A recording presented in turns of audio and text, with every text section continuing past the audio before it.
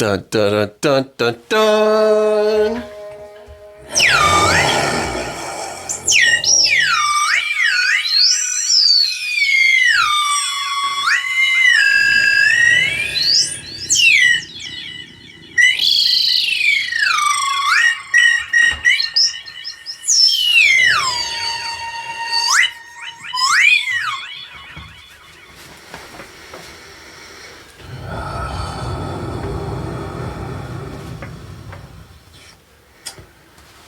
Greetings, rabbits. Rabbit, dragon.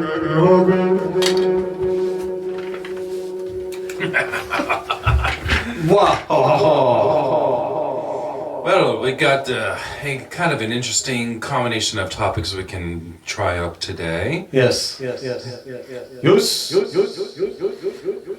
We'll bring out the list. We go by list, I go by chaotic list. Do. Alright, we can talk about some. Let's start with politics. Oh gosh. Do we really want to talk about the politics or the politics? The politics. The politakers. Pretty much the whole bunch of them. There's too much delay. Gosh, the delay is getting crazy. Hold on. Head up? Yeah. Alright, that's valid. Yeah, that seems a little bit better. That was getting crazy. What? Let's see, there's Republicans. Yeah. There's Democrats. Oh, now we're even. Well, 6 to 1, half dozen or the other. But they're pretty much like two different wings. You gotta think about it that way. It's like what they always say, libtards and what is it, conservafucks or something like that. You can't just really just take a politician at its word unless they really mean what they do. But then again, in today's time, or even at any political point of view, do we really think that it's always great to have a political banter about this stuff? It's a big. I don't know what to say about that. I mean, the thing is, if we have to have a politician talk about anything with one of us, we would be asking more like the hardest questions about: is it really what you say to us, or is there something else going on in the background? Because to get into that position, you have to create and you have to be able to fight those kind of things. And to be honest, I'm not taking anybody's side on that nature. It sucks that we can't feel like somebody's on our side. It's real leadership. It's even for working too. If you're the worker, you're the employee or the employer, you have to have a morale boost. It feels like you're being drained. Of course. And a lot of times, especially with American politics, I'm not too familiar too much with other countries, but every 4 years, this country spends over $36 billion. Every 4 years. This is the sum of all the campaigners. It's just all that money. And this one, even the last couple have verified that really it's almost like it doesn't matter for voting so much as far as the middle or underclass or the majority. It's if you're rich and you can donate $1 million or $20 million or $1 billion. Yeah, money buys everything these days. It's really annoying, and it does. They can waste all that money. Let them feed into something that's so finite of 4 years. Finite? No, it's not just the leadership that you have to think about. With what has just been displayed recently, it's mainly now that the shadow government is no longer in the shadows. It's like they're finally starting to come out of the woodwork, and some of the faces are being dead. But the thing is, we've probably known about this for years. But all sorts of stories come about with groups, and I will start naming them. The Illuminati, for one, which has had a big beef with the church ever since their inception.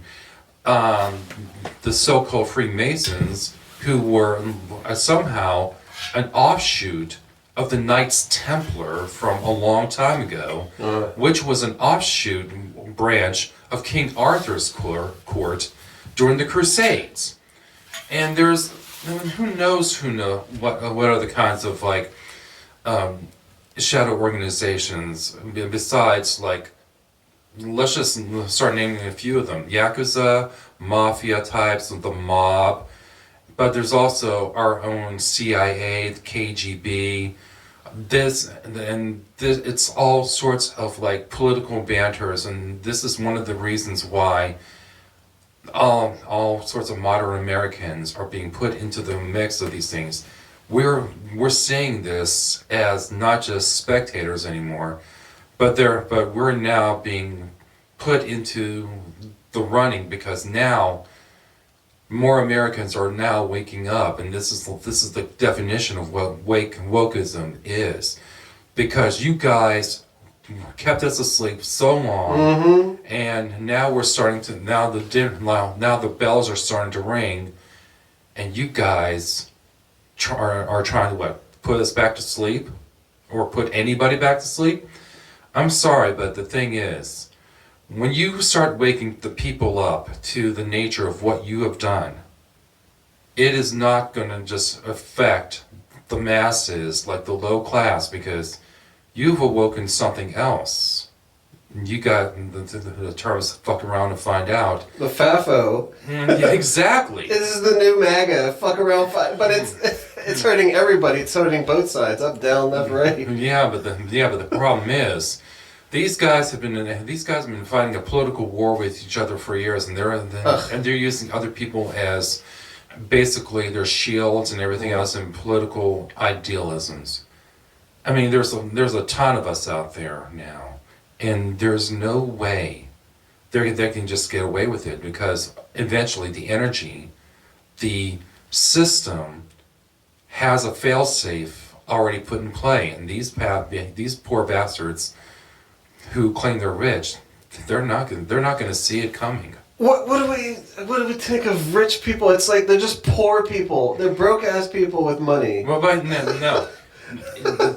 They're empty inside, so they fill it up with greed. It's stuff they can't even ever use. They ever need. Well, but the thing is, if you actually take a look at the banter of what everybody's saying about our environment, it's like, what is exactly this thing you talk about money? Oh yeah, is it this legal tender that you thrust in front of us to actually put upon us to actually circulate through the environment? The problem is now, you are now awakening the rest of the system that which you have put us into. And this is like starting to actually affect not just you guys, but all of us. And because when one person, it doesn't matter who, or one person or a group of people, it will explode into a higher revolution. And this has been seen countless times throughout history, where revolution, I mean, if we talk about what happened with the Revolutionary War against the King of England, come on, taxes, is that really what it was all about? The thing is, when we look at the political variation of what America once was, the original 13 colonies was a variation of a prison state.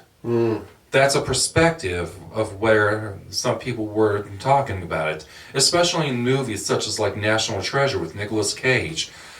And this is how it's like, if we were to be caught, we would have been tried, hung, or executed, and we would have still been condemned as prisoners. Even Australia had was a prison state. It started. Yeah. And that's what really messed up. So, but listen, but if we want to bring another movie into the context, one of the more recent versions of a movie based upon a TV series called Wild Wild West, you have the character, Dr. Artemis Lovelace, coming up with the most critical variation of plans with technology and of the time to bring in Spain, Britain, and France to actually retake the territories that was taken by the American politics. And it seems like that kind of concept has filtered into our society. Now, if you think about it, there are a lot of people have this idealism, if we remember correctly, this thing called manifest destiny, where you're just like expanding your empire, but at the same time, you're taking away something from another group of people, and you're America, and there's this idealism now. You're like becoming a conquistador. Colonization. Colonization, yeah. It's really alchemic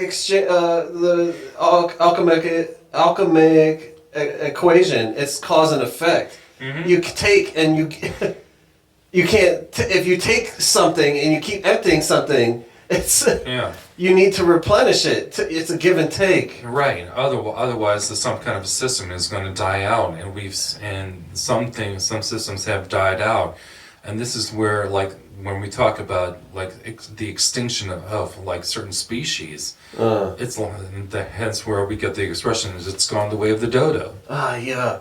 There's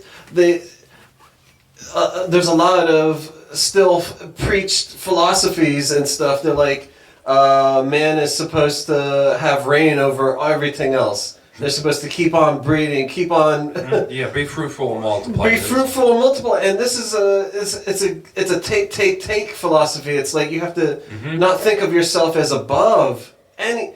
You can be above somebody, yes, but there's always going to be somebody above you, and you can always be worse than somebody, but there's always going to be something worse than you. Like it's always there's always a bigger fish. There's always better and there's always worse. At least at least it's not as bad as that. You could think of if you're when you're really down, and it's really annoying because a human costs a lot of resources, especially with finite housing space. We could be more efficient. Well, then with finite housing space, but here's the living thing. with nature. That's not just that anymore. This has been done throughout the times of the countless of everything. If you actually take a look at the ebb and flow of like human existence, there's always some kind of like event that actually reduces the human population, then it goes through a fluctuation, then it becomes reduced again. This is where there are forces of nature that are actually gravitating to the idealism of trying to quell out certain types of principles, but it's not working all the time. We're constantly adapting, but we're also not adapting as a whole, and that's where it becomes a bigger problem, because if everybody likes to value life, when you value life, especially on the lower levels, and not just the high levels, you have to see where the low levels actually make the bigger point of view. All those little tiny chains in your clock, one thing goes out. If that one time, this is like how it was described from like Robert Parr's boss in The Incredibles. We're all part of a giant clock. Every part has its particular reason of working together, and if one of those pieces happens to start falling apart or wearing and tearing, it can either be replaced, or if it cannot be replaced because there's no more resource to replace it, it will end up generating a problem for the rest of the clock, and it will start to wear and tear of other systems that try to make up the effort. And this is how they sorry for the perspective, humans are expendable, especially in the workforce. They can take you out, replace you, but they don't want to invest the resources or the ideas of how to educate you to actually make your job worth effective. And that's where the change of idealisms, and nobody really wants to work for another person. They always want to work for themselves. And that's how we become more of an ego-driven society. We're not working together. We're working against each other. We're creating competition. More competition Instead of collaboration. Exactly. And that's one of the reasons when we went to war during World War I, World War II. The bad point of view is to bring it to put it into perspective. But after World War II, we started to come together as a nation in a certain way for like generating the war efforts, where we actually started glorifying our soldiers, glorifying the war efforts, to making sure that our country did its role into actually quelling a certain type of evil. But it didn't really work out as well as we thought. Some parts changed when we started learning narratives through various means, and there are countless whistleblowers that have given us the narrative. So, is it really us lower people that are the problem? Or is it people that were on the inside that gave us this information? So, you can't really blame us for spreading this information the way that you guys didn't want to. It's out there. It's done. The information's out there, and now you guys are afraid they are afraid of losing this ability to control everything. The control. It even works with the workforce. Yeah. It's instilled in our education. It's the systems. Get there. Wake up. Get there early. Hurry up and wait. It's in a traffic system. It's a lot of stuff is stressing as hell. Over bombardment, over consumption, over too much, and we are all like a piece of the clock. We're all a piece. We're all a drip. We're all a drop. But together we can become really awesome waves. Right. And then just continuous flow, like back give and take. We can have percentages of capitalism stay around. We can also have barter and trade. We can also go beyond that, and gifting as well. You don't need anything in return. The reward is giving. I think the idea is to live humbly with enough that you can comfort. Yeah, not just a comfort, but to get by through life, and just to make sure that that the whole entire unification of humanity, which is where we should be heading. Slowness, like comfort. Exactly. It's really not that hard. But they didn't want this happening until a certain point of view. It's just like saying, we got to get this done faster, because we were starting to compete in a global market. Yeah. This is one of the concepts of where developmental companies were starting to become a little bit much more, how should I put this, much more inducive, when we were starting to bring out new kinds of products. And this is how we're in the movie Gung Ho with Michael Keaton and okay, so in the 1980s, the movie Gung Ho was about a struggling auto factory in America. One of the factory workers goes to Japan to actually have a Japanese company come and help them out in making their auto plant a lot more effective as a company. But when the Japanese came over, they started implementing their ideas into their way of life. But here was the thing. When he asked how many cars that the Japanese made compared to the Americans, so I forget what the term is, how many cars a month were produced. It was 8,000 cars a month, when the Japanese were pulling out 13,000. Oh, that's like a good 40% more. That's there was a difference. And this is actually how the education system in Japan differed in America, and differed compared to where it was different in America. Because in America we had different educational systems for our people, whereas Japan, they have a definitive education where they have an actual nationalism.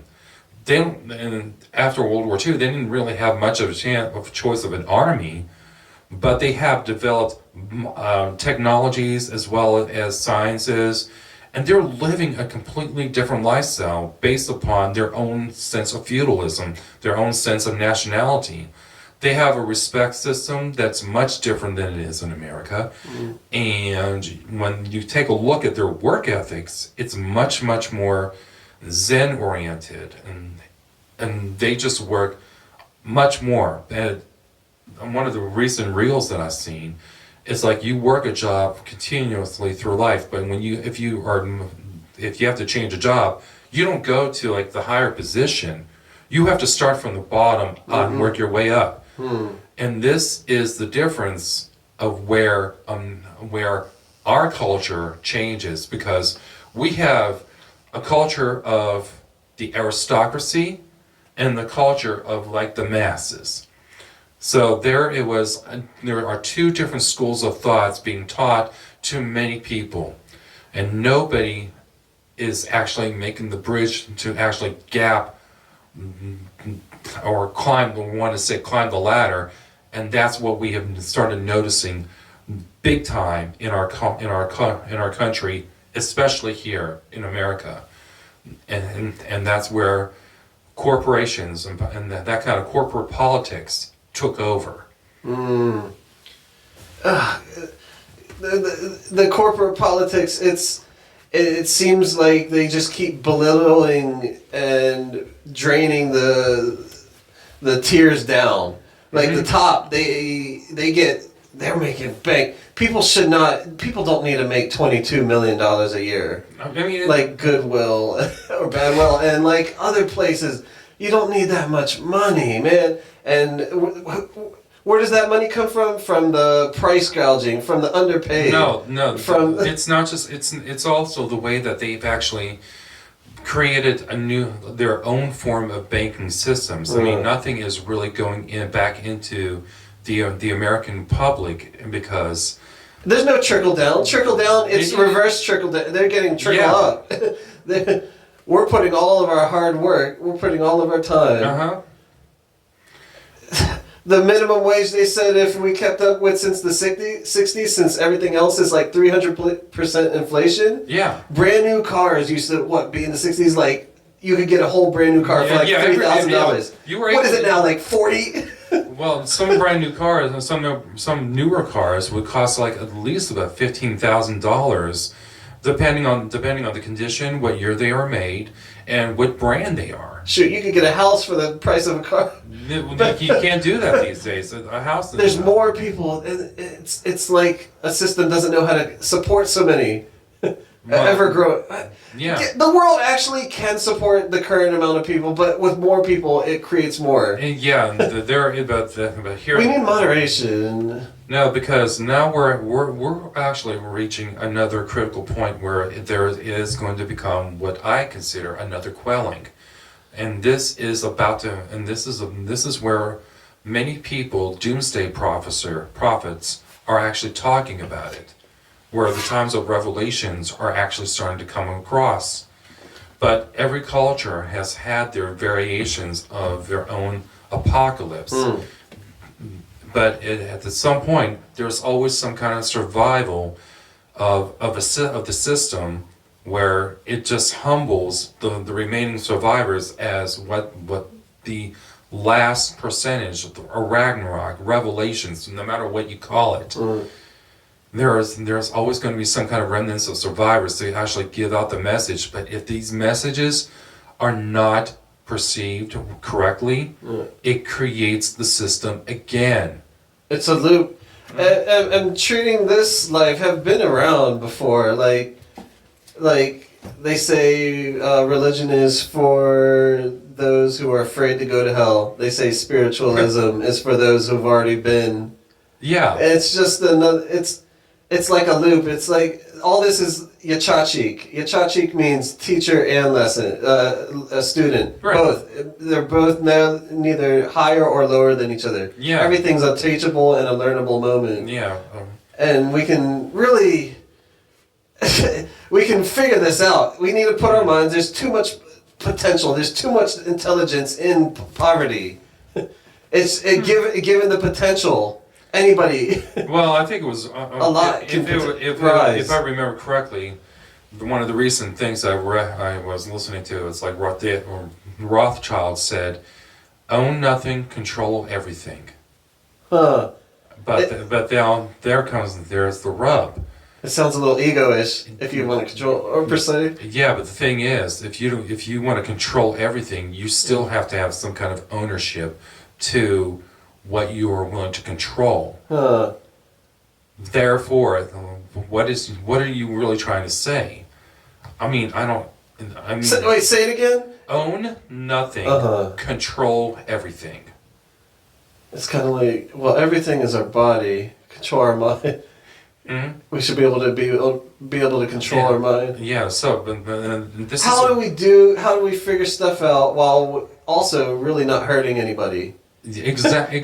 Being our full, unlocked potential, being our full selves. Well, this also brings up to another quotation from Aleister Crowley: do what you will, and harm you none." And somewhat that and I actually read read into a good portion of what Aleister Crowley was talking about. But I look upon him, and he claimed that he was like the beast of Revelations, and I was like, no, he was not the beast of Revelations in my mind. I mean, he had an ego, done doing that sort of thing, but in his defense, he actually brought out some very interesting points about religion and spirituality and how things are connected.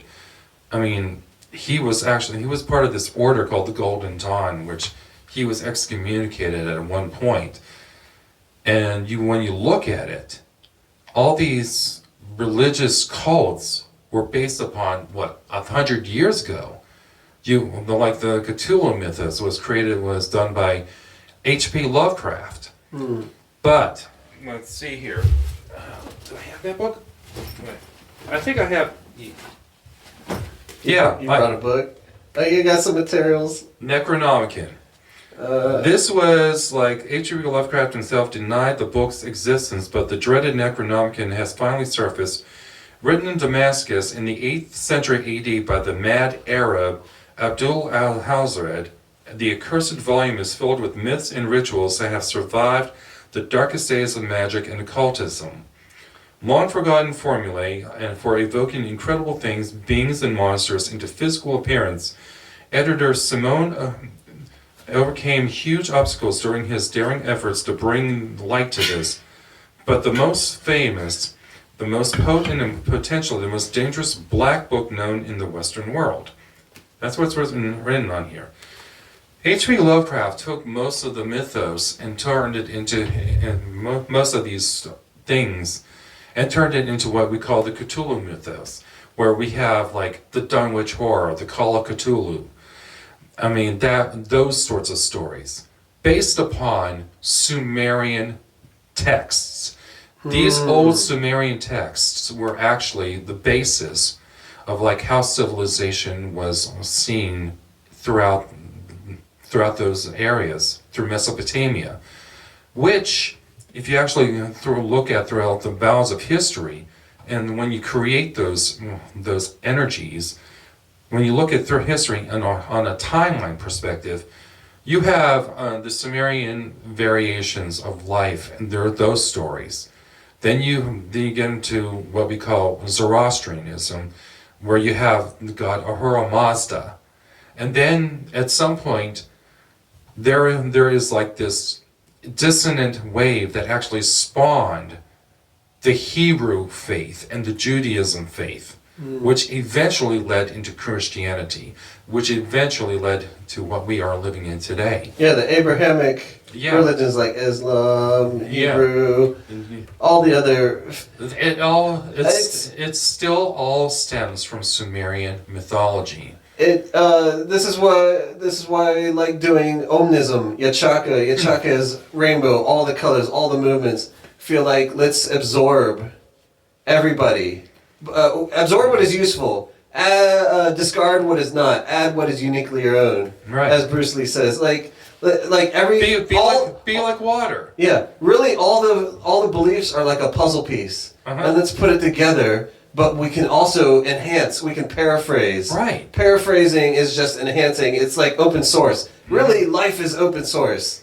Have found agreements with everything. Right. Republicans, Democrats, this, that, those, this, and also disagree at the same time with everything. And that's kind of cool. We should figure out how can we make stuff better. Yeah, it's basically like a salad bar. There's so much information that's so nice. You take what you want, but leave the rest. Yeah, it's a buffet. Like exactly. Life is a buffet. All this knowledge, so much intelligence, so much so much history, infinity. We're at this moment. We are in a little point in infinity. Right. And we'll be at another point in infinity later. Yeah, but it all depends. But some people are actually thinking that this may be YOLOs. That the whole phrase "you only live once." Nah, man. I'm just saying that everybody is like thinking that this may be the last cycle of what we are. People been saying that. Yeah, and it's like I've been hearing doomsday sayers. Oh, Jesus is coming there in the Middle Ages. Sell all your property, sell all your land, and then what happens? Yeah. It doesn't matter if something ends. Death is sacred. I'm treating death as like a two-spirit being. Life is the feminine, masculine is death. You could say. Time is but a window. Wait a sec. Time is but a window. Death is but a doorway. I'll be back. Where did that line come from? Arnold? No. I'll be back. No. God. This actually came from the Ghostbusters 2 movie, from the character from Vigo the Carpathian. You are so good with names. I enjoy watching a lot of movies, and this is where most of my like pop culture knowledge comes from. And if you want to really know where the term Zool came from, that's a good name. It came from this book. Yo. It came from Sumerian, because it actually means spirit or fiend. Love learning languages. Love learning all the different words. There's so many languages that have disappeared too. What a shame. But love learning words like Swahili, Kuponya, Kufufua. That's healing, recovery. Love. Spanish, love everything. Just all the special spiritual words. How can we purify? Right. Yeah, like vowels at its basis, even though there's different dialects like A, E, I, O, U, or A, E, O, U, E. They're in the and they're all special. Yeah, there We're spelling. We're casting spells. When I went to college, I took one of these courses where it's like a diction course where it's like where you actually learn about the enunciation of words and how they're actually spelled out as you would see them in an actual dictionary. There's like some phonetic values. I mean, when you look at it, there's like pairings of like certain types of letters, certain types of vowels that actually work well together. It's like the F and the V. There's like a hard sound and a soft sound. The G or the K, or the D or the T. That sort of thing. There's all sorts of like hard sounds, soft sounds, and so it's like something. It's like they go hand in hand together, like J and J, like exactly. It's just found out from the F's and the V's. So these kind of humans we've developed, we've like changed. Before used to be a lot of meat eaters, but as soon as we started eating softer foods, over the years our jaw went a little forward. And so before people were not able to say F's or V's, and was trying to either move the top jaw or the bottom jaw. Yeah. We used to have guess. we used to have wider mouths and a lot more teeth, but we're now starting to come into areas where we're starting to take away our wisdom teeth and that sort of thing. I mean, we're developing and evolving into something different. Yeah. And people don't want to actually understand about evolution as it pertains to like how a species will look. And there's like subtle changes that you don't really notice throughout time. And because nothing got recorded throughout time. Or it got destroyed too. Yeah, exactly. There's been ancient civilizations. Well, yeah, in movies like Malcolm Reynolds said, half of writing history is hiding the truth. Those, you can the history is taught by the conquerors and the winners and the remainers. Yeah. And this is where you can distort. So much has been distorted spiritually, religiously, and but now we have like idealisms from certain points of views. It's like, do we really understand our version of history that was brought before us, or were we being manipulated still? What do they call it? Indoctrined. Indoctrination, re-education. Yeah, we have to unlearn a lot of things, and that's okay, and that's a part of the process. Treat it as a journey, as a fun. It's not, and then we have to relearn or learn new, or adapt what you adapt what you've learned from like what you've learned from the previous from your previous version, and understand how it's seen from a different point of view because. Once you evolve into this new form, what you will do is you'll take what you learned and apply it to the new form and see it. And because this is an innovative education of where you are educating yourself to learn something new. And this is where most of us don't even have the kind of knowledge because I don't think people really see like the whole point of view. You're always trapped inside of a box, inside these matrices. Yeah. What do you got? Was looking for a shaker. Where'd that little snake? Oh yeah, you got one. Was looking for the little. I thought it was on. I thought you had it on your side. Yeah, never mind. Oh, there it is. Ah. Oh. Oh, that's quiet. Never mind. No, unless you put it up to the mic.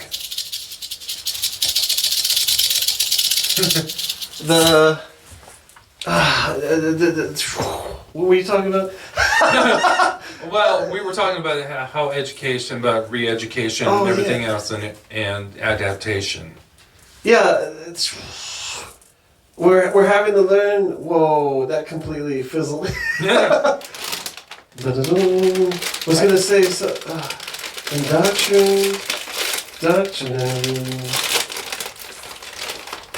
Indoctrination. Yeah, we've been forced to learn so much. Oh, thank you. Maybe we'll remember after some snacks. Yeah, I know.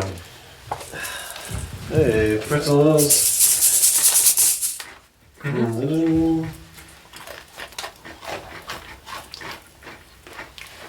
Little snack attack. Yeah. I got pork rinds here. I got pretzels. We got raisinets. We got these warheads and sour things. This bag of extreme sour hard candy. We've got 4 different flavors. We've got watermelon, black cherry, apple, and blue raspberry. I mean, side effects will cause the tangy mouth, a scorch face or something. Yeah, it's like we'll give people the raspberry. Oh gosh.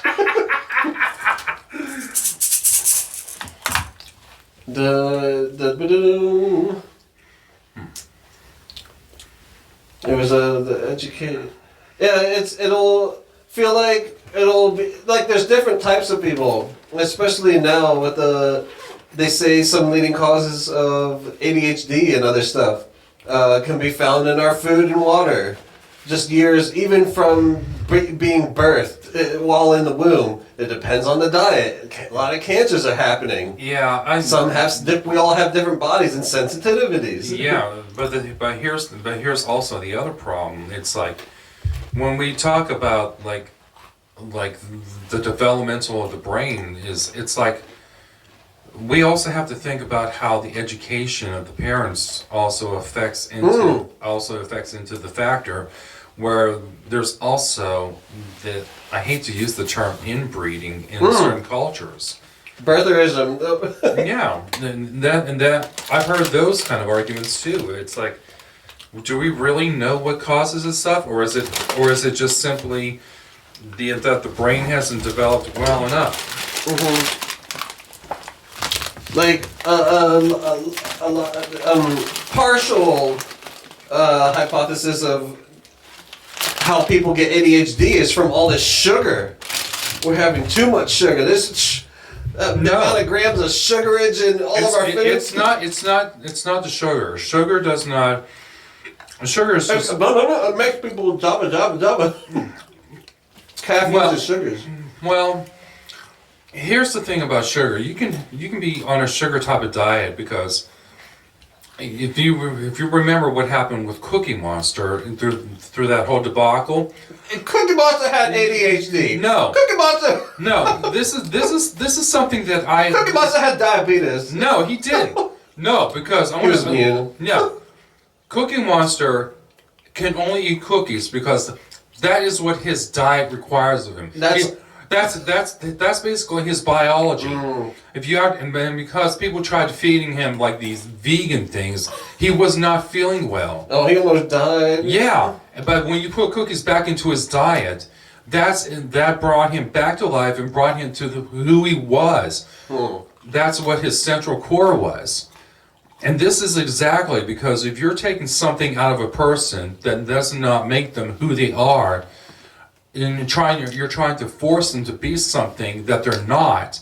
How does one person know about that? And this is exactly where it's like the human diet is changed because we're basically we have like and this is where our genetics come into play.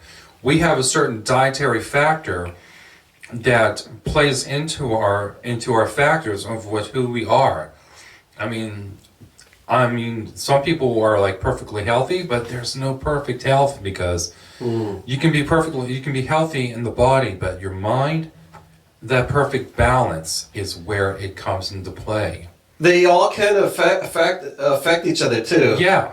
Like your mental health can really make your physical go down, and it also can alter in a positive way at times too. And this is where it's like beliefs. It's whatever's like there's the phrase, as above, so below. Whatever's happening above in your mind also happens below in your body, and that's that connection that cycle within and without your whole entire system. It's been a tough process. I've been learning. It's the healing and untraumatizing. Yeah, but also at the same time, we can only do so much in our society because we're being forced to actually fight battles that we should not be fighting. Everybody says you should be fighting for something. That's like, yeah. What are you fighting for? Well, let's say if you want it, you have to prove yourself that you want it. But the way that you get it is the proof that the kind of person that you are deep down inside. There's the hard way. And then there's the easy way. Most people want to take the easy way, and that sort of problem is where everybody's now is going to start to realize that because they took the easy way, they signed something that they probably shouldn't have done. Because once you do because I always like to try to do the harder work first before I get onto the easier stuff.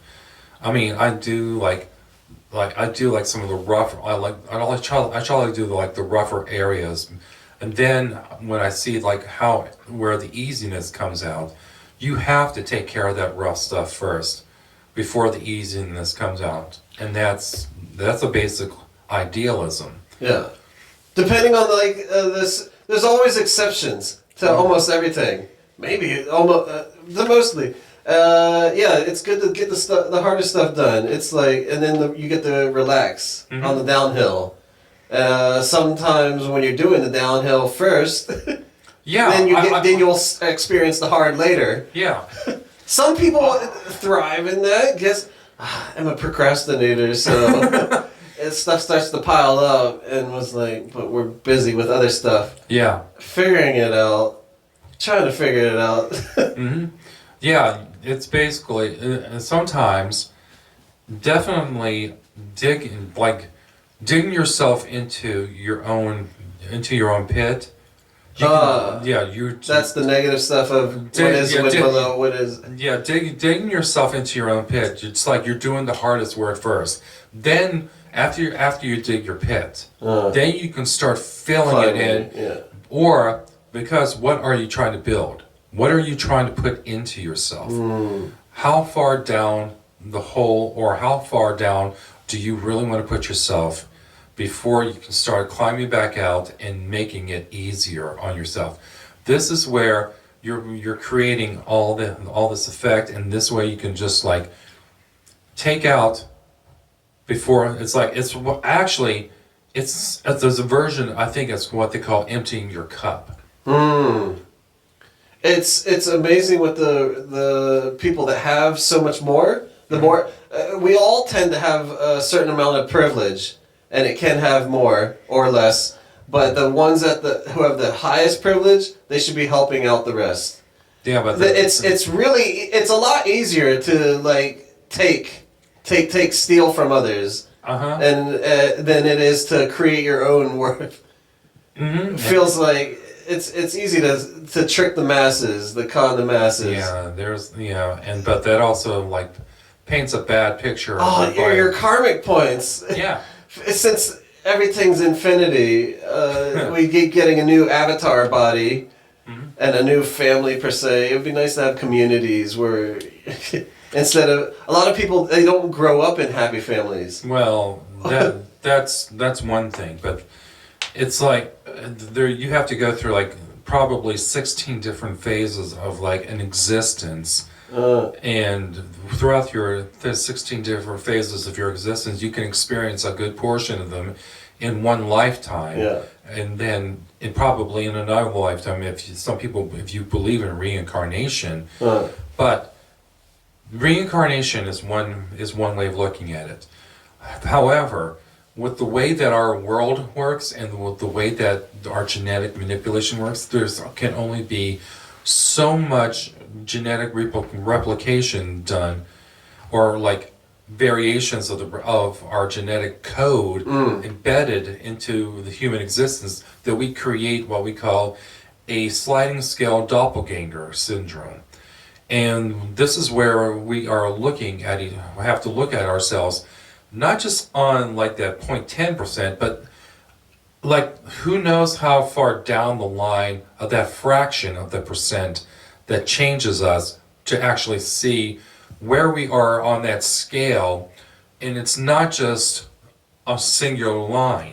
It's an actual grid. It's like a lot of people will just think of this current moment, of this current life. We should be thinking of generations. Exactly. What can we do? A lot of indigenous, they're like the 7 fires, the 7 next generations. Let's look even farther too. Let's keep on. How can we keep passing on the good ideals, the good positive stuff? Because really, I'm still probably will be many lifetimes dealing with, you can be your own worst and hardest difficulty. Like you can tear yourself down. Sometimes you're like, oh, you're never good enough. You're never this and that. You're your own worst enemy. Yeah, and it have seen the power of the negativity, even other people, and it have had to drop some people and staying away. Right. But also, then you start to be alone, and you're only in your head, and you're like tearing yourself apart. But all bad times, they end. They die. Yeah. And then you reincarnate within this life, and you wake up, and you Well- live a positive, and all positives are finite too.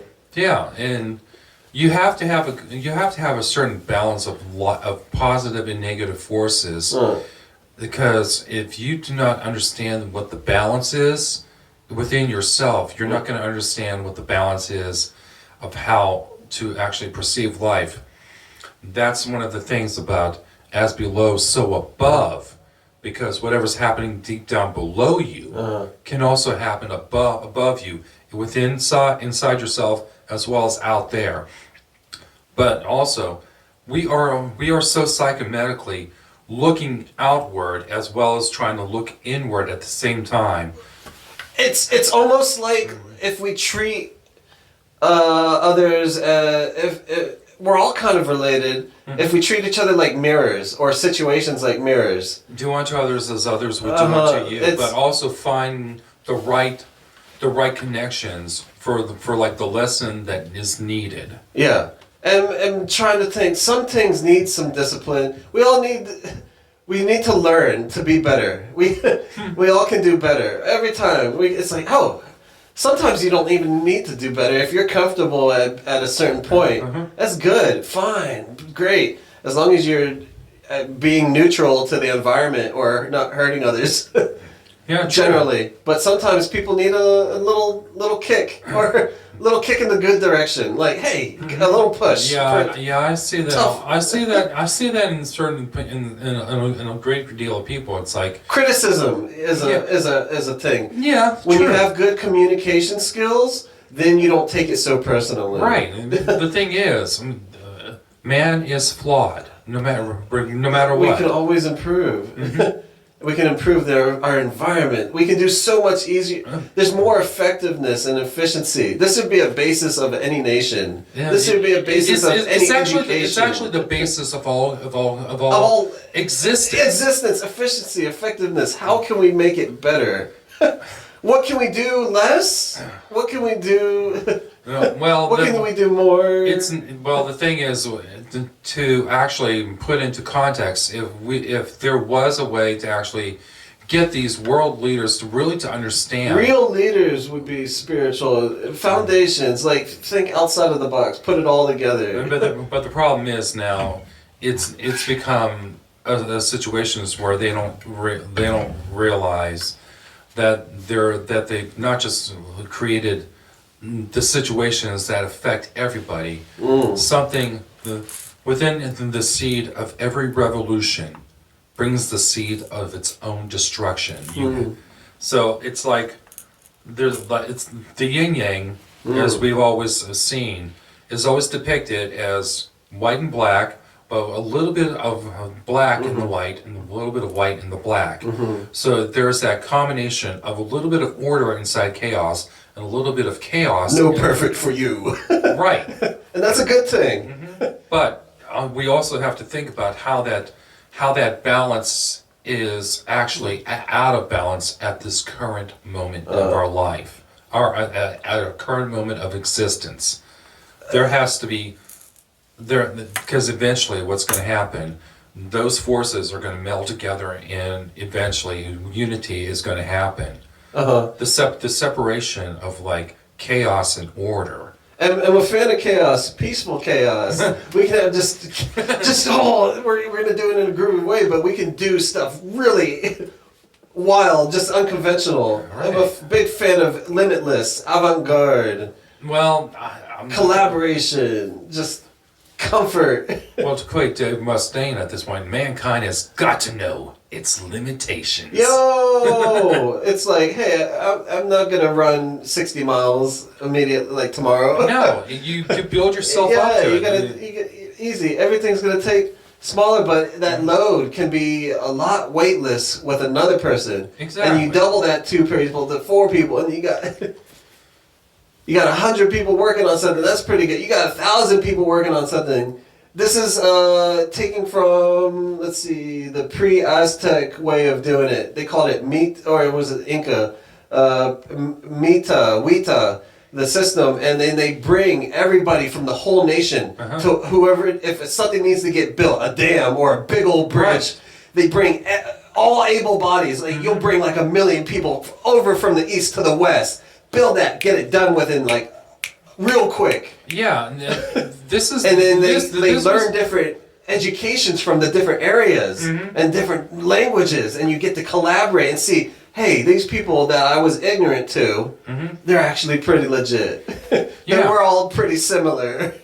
Well, this is from a perspective, and this is where during ancient times, Egypt was actually split into two different factions: a northern a upper faction and a lower faction, where they had two different like crowns.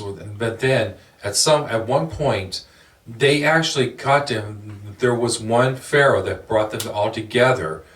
And this was the pharaoh that actually helped unify Egypt under one banner to actually bring about the new direction of like how the country was going to be. And then people were thinking, it's like, how were these pyramids built? Were they built by slaves? But there was also another school of thought which you just described. It's like how the people just came together and did this with good organization and a leader. Leaders don't have to just be one person. Feel like a president or a king or a prime minister or whoever, emperor. It's not an efficient system. No. We need people. The basis should be off their credentials. We're going to look at your whole track record. What have you done for life? Not just all of a sudden to make your record look good. Like, oh, right. I just helped out this homeless person cross the street. I was like, no, we're going to be looking at your whole life history. Yeah. What are you doing with your money? What have you been doing with your privilege? What have you been doing with your power? Well, Not just for a temporary little commercial worth of life. No. Are you genuine? Yeah. Yeah. Are you environmental? Are you spiritual? Are you doing stuff? and what you just described right there, this is a That's a basis for leaders. Well, what you just described not too long ago was like where we have like multiple leaders being combined together. Yeah. This is one of the reasons why the basis of a pantheon in ancient cultures, like the Greek pantheon, where you have Zeus mainly being the leader. But the thing is, there was also delegations that was given to like Athena, Hera, Hephaestus, Ares, all the rest of the gods. Like a table, of intelligent minds. Yeah, this way they can... Genuine. Because each and no every... more village idiots becoming bullies and gaining power. Yeah, now this is... Sorry to interrupt. That's okay. But this is exactly one of the reasons why in the Egyptian culture, when Amenhotep IV or Akhenaten came into play, they tried the single god factor, and they saw the danger inherent within the system. Too much power. It created an ego trip. We need to detach from the... Yeah, and that's exactly a lesson that most people never really thought it would take over. And that's actually part of the reason where I have a little problem with the definition of what a god is. It's I'm digging the thing that we're all potentially gods. Everything's a god, or even like we're all related because we're all little DNA. Well, in this huge infinity. let us create man in our own image and likeness, which was described in the Bible. Yeah. Here is now. One of the reasons why I brought this book around, because in the Sumerian book? Oh. This Tales from Mesopotamia, which talks about... I feel like I almost have something like that. Yeah.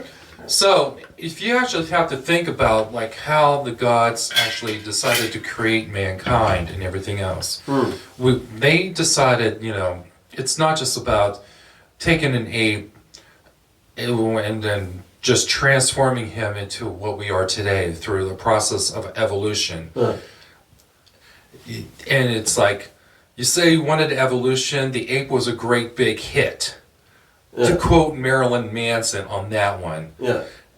And I would have to say Marilyn Manson's words are actually echoing throughout our entire existence right now. And I would say thank you very much for those words, man. It's really helped me understand what I'm seeing right here today. But to go back into the concept of how mankind was created, there is a perception that the gods actually put themselves into the creation of mankind so they can actually have a better understanding of control, and because they cannot exactly enter into our realm of existence, they need a version of an avatar to actually come like in. their soul wasn't compatible, Yeah, per se. yeah. So this was also part of the basis of the movie Stargate. So they were a dying race. So they actually take this man child and start embedding themselves into it, and so that symbiotic relationship creates a variation of imbalances. But we don't get a chance to see that, like, that balance between the connection of what the Goa'uld, which was just the term used in the Stargate SG-1 series. There was a group called the Tok'ra, which actually created this harmonic balance between symbiote and vessel. The body, let's just say, like, the embodiment of the symbiote was the... Like Avatar, you're in sync. Yeah. Like the blue people. Well, that's the thing, because the body is the avatar. The body is basically the vessel. But our souls are very much more connected to a much more higher form of being. But yet when we enter into this realm, we're trying to unlearn a lot of things now. But we're trying to be in sync with more of our bodies, and this way we can be a little bit much more what we are meant to be. But the forms of control are still there, and to unlearn that, it takes a tremendous amount of courage. It feels like the more enlightened, woke, just evolving, transcending. It feels like you're able to tap into that earlier, or just easier. Some people have it easier, and some people have it rougher, because depending on the situation, the genetics the so-called genetics that are involved, or even just like the level of difficulty that is put upon you. And this is one of the reasons why people think this whole form of existence is a matrix. That you're playing a game, and you're actually going throughout, and you're seeing a lot of NPCs create this situation, and your reactions are genuinely your own. And learning with the reactions to not react to. It's like, it's got the Ariesness, the fire. Sometimes you just get right, and just like I have been getting a little better as the years. And we get wiser because we just experience tend to get slower too, and which is a good thing. The learning from the turtles. Learning from what's around us. Everything could teach us. A table could teach us that was a former tree. Everything. We can learn from the rock nations, the animal nations, the plant nations, the other people nations, the other colors, everything. It feels like we're able to become more of our genuine self, or realizing when we are old souls. It feels like you start out like, it's like people that aren't super deep, feels like they're new souls. It's like, exactly. You know? But the thing is, and there could also be the matrixness, which is also the factor with NPCs, for valid. They're not even souls. They're just there. It's a game. We're in art. This is art. We're living art. Right. We're living music. We're living sounds. What was the first in the Bible? They said, what was at first there was the sound. In the beginning there was the word. Oh, the word. What is a word? It's a sound. It's a frequency. It's a vibration. As soon as two vibrations start hitting and spinning, then they start infinite. They can become. Well, they're ping, ping, ping, ping, ping, ping, ping, ping, vibration, ping, ping, ping, exactly. Ping, but ping, ping, that's also like the variation of like some of the concepts of like how life came about with between One ting, matter. two ting. One- Infinity. Nothing is nothing is something. You- Something is nothing as well. Well, yeah. I mean, Nothing is. There's always something. Yeah. Quantumly, molecularly, you keep going. Vibrationally, infinitely in. Infinity is infinity. This that's is- what I treat. That's what we treat God. Is Yeah. infinity. Well, yeah. No, but the Multiverse. basically, This- Tesla, Nikola Tesla came It's up. not a him or her. It's both. But Nikola Tesla came up with this concept with like the single atom theory that all of us are just that one single atom, just traveling so fast. It's like it looks like a lot. yeah. That's a possibility, and that's a pretty cool way to see it. Everything's basically an etch-a-sketch. Love to treat this as you're just another parallel dimension of me. Exactly. All at the same time. And we're all living different lives of different times, but we're all here at the same time. Namaste. Yeah, namaste. Sisi ni sawa, that means we are the same in Swahili. Sisi ni sawa, we are the same, man. It's namaste. It's the mirror, and you have triggered that narcissist. It's like, our narcissism sees your narcissism. Yeah. People, when you start to grow up, narcissism feels like it's just like a percentage. It's an outdated, like, it can be outgrown. You can learn from. Well, I've heard so many different definitions of what a narcissist is. But when we take a look at the old version of who Narcissus was, he loved his own reflection. He loved his own banter. He loved hearing himself. But the thing is, he actually turned into a flower. Oh yeah, well that's nice. Yeah. As long as you don't get plucked. A flower? You're good for butterflies and hummingbirds and bees. Oh my God! This was actually. You're doing a purpose. Yeah, it's good. If you go down to Willow Farm to look for butterflies, got the flies. Open your eyes. It's full of surprise. Everyone lies like the folks on the rocks and the musical box. There's mom and dad and there's good and bad, and everyone's happy to be here. This Winston George Churchill dressed in drag. He used to be a British flag, plastic bag. What a drag! The frog was a prince. The prince was a brick. The brick was an egg. The egg was a bird. Fly away, it's one little thing I'm not gonna tell you. Haven't you heard? He's gonna change you into a human being. Oh no! We're happy as fish and we're gorgeous as skis and wonderfully clean in the morning. We've got everything. We're selling everything. We got some in, we got some out. We got some wild things floating about. Everyone.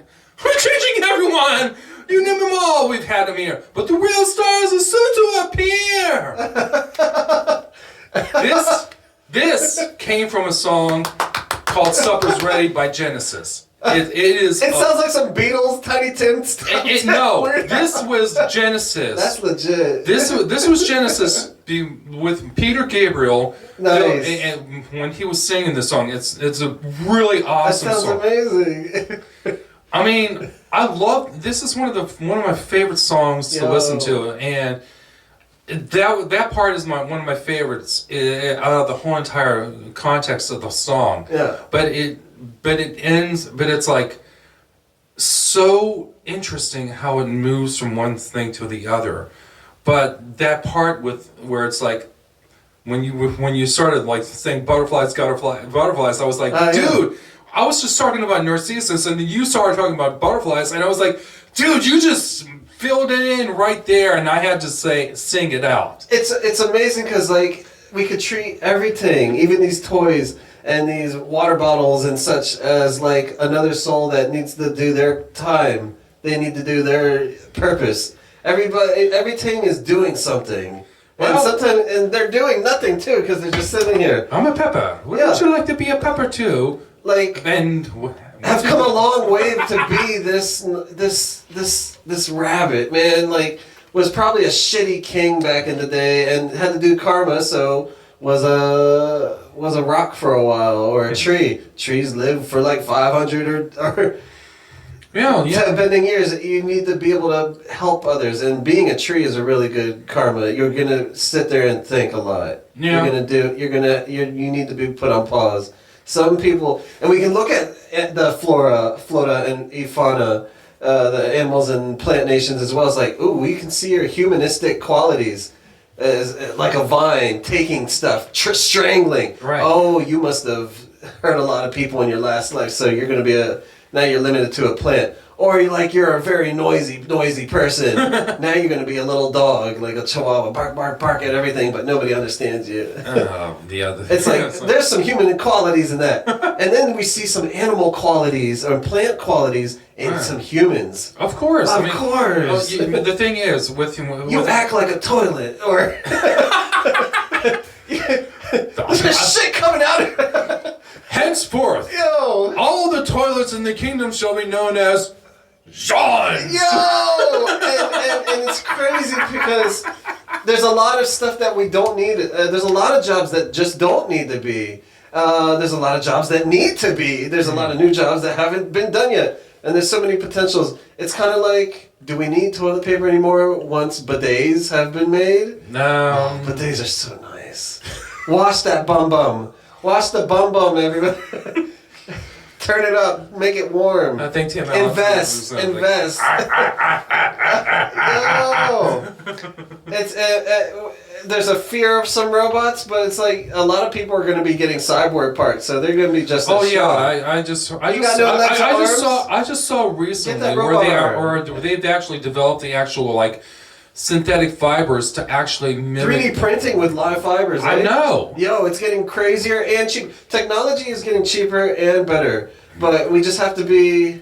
We don't have to have it take over everything. We can still think a lot. Like thinking's great. Because once we're developing like these new kinds of like technologies, it changes the concept of what humans or what sentient beings are going to be like.